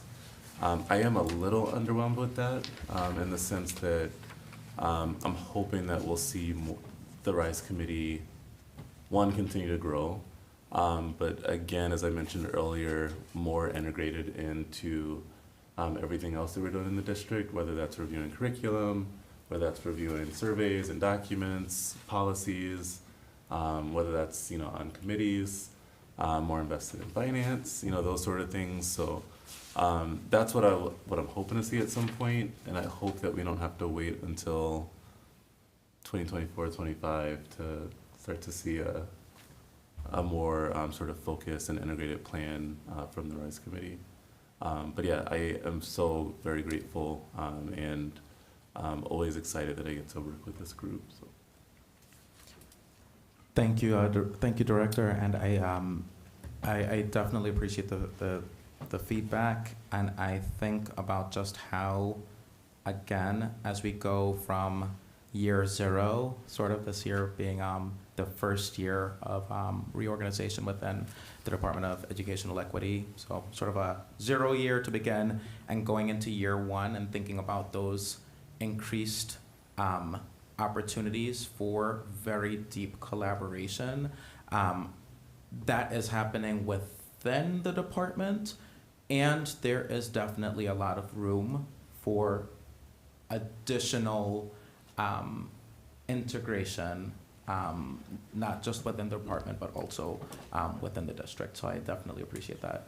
And we will think about what this, again, can continue to look like. Thank you. Did you want to say? Yeah, I just want to thank you again for stepping in. I appreciate that. I do have to say that I'm glad to see this in operation, since this was something that a couple of us really dreamt up, and I've been hoping for something like this for a very long time. The only question I have, because this is amazing and it's difficult to do all this work with everything else going on, is was there a specific reason why members from the committee weren't doing some of this presentation, or? It was just with regards to a member who wasn't able to make it. She's sick right now, so. A parent? I thought we were talking about Understood. Vanessa. I'm no, sorry. I meant some of our parents and guardians, and just because of the partnership piece, thing like DPAC, the people that present on DPAC are different stakeholders. I'm going to forego Robert's rules after Go 9 for it. p.m. So, Director Mosqueda-Jones, the availability, we did survey families and parents who were represented in April, and they had conflicts for this May date. Sure. And they were available for June, and it was not available to have this in June because our board calendar is full. So they weren't able to make it tonight, but we had hoped that parents from the committee would be able to speak and present the slides tonight, but they were not available. And then, yeah, one of our staff members got sick, so. I just figured you were going to do that, so I just thank you for letting me know that Absolutely. no one was available, and I know it's a lot of time commitment to ask Sure. a community member to come here and stay until, Right on. So thank you, I appreciate it. I just wanted to, when I think about the RISE committee, the key word to me is partner. Most of the time when we look at our data and reports, it's, when we look at the wealth of disparities in our district and our education, I think that, to me, a huge missing piece is our families, because educators cannot do it alone. You're never gonna move the dial, change anything without presence of our parents, our caregivers, and their families. And so I actually really appreciate kind of this the time that you're taking to increase awareness, because I think you do want to grow this committee. And it's going to take time for people to know. I mean, if our surveys continue to say it's word of mouth, then it's going to take word of mouth for people to be like, come be part of this. And I think the work that's been done has been really, it's brought us pretty far. And so I think that I really appreciate that, but I just can't say it enough. I mean, our parents and caregivers are critical to achieving our mission, to our vision and our strategic priorities. There's because that's who knows our scholars the best, and to advocate. And I think that I look forward to see how the RISE committee grows, and I do feel like there is like no shortage of other things that we could have this committee part of. I do think at some point though it would be really nice to see kind of once this next year gets going is like what are the priorities. I would want to know what are their priorities. I know we have district priorities, but what are the priorities from the committee, from our families? What are their priorities? I want to know, that information, and so I look forward to that. So thank you so much for being here tonight, and I'll hand it back over to you, Superintendent McIntyre. Thank you, team, very much. And due to time, board members, I would recommend that we just provide you with the Building a Better Future update, Phase 2 update in your materials, and then you can reach out to myself or any member of the presenting team for additional information. There's a lot of detail in there. And just I want to point out one thing. Our Building a Better Future initiative is a multi-year plan, so we're in Phase 1, and that's really focusing on those operational technology needs leading up to the November election. The presentation tonight was just basically an update on the Phase 2 facility needs work and where we're at in that process for kind of a longer term view. There's 7 work groups. The slides include information around the updates from those 7 work groups. And again, John Morstead, Brian Severson Hall, Brian Bass, Steve Flisk, and myself, we can provide you any details in addition to what's there in the interest of time tonight. So we just wanted to keep you kind of up to date on the work that's still happening around those facility needs, knowing that our focus is on Phase 1 right now. And then lastly, I've attached the updated board calendar. It changes daily, it feels like, but it's as of today. Kind of looking out in May here, the rest of the month, and then into June, and then we're already building out the July, starting in July, the next year's board calendar as well. So that work has already begun. So you can take a look at that. I know I provide it to you each week. So if you have any specific questions, just let me know around the topics that are currently identified in there. And with that, I'll turn it back to you, Chair Dawson Melton, for adjournment. All right, this work session is adjourned at 9:19 p.m. Thanks.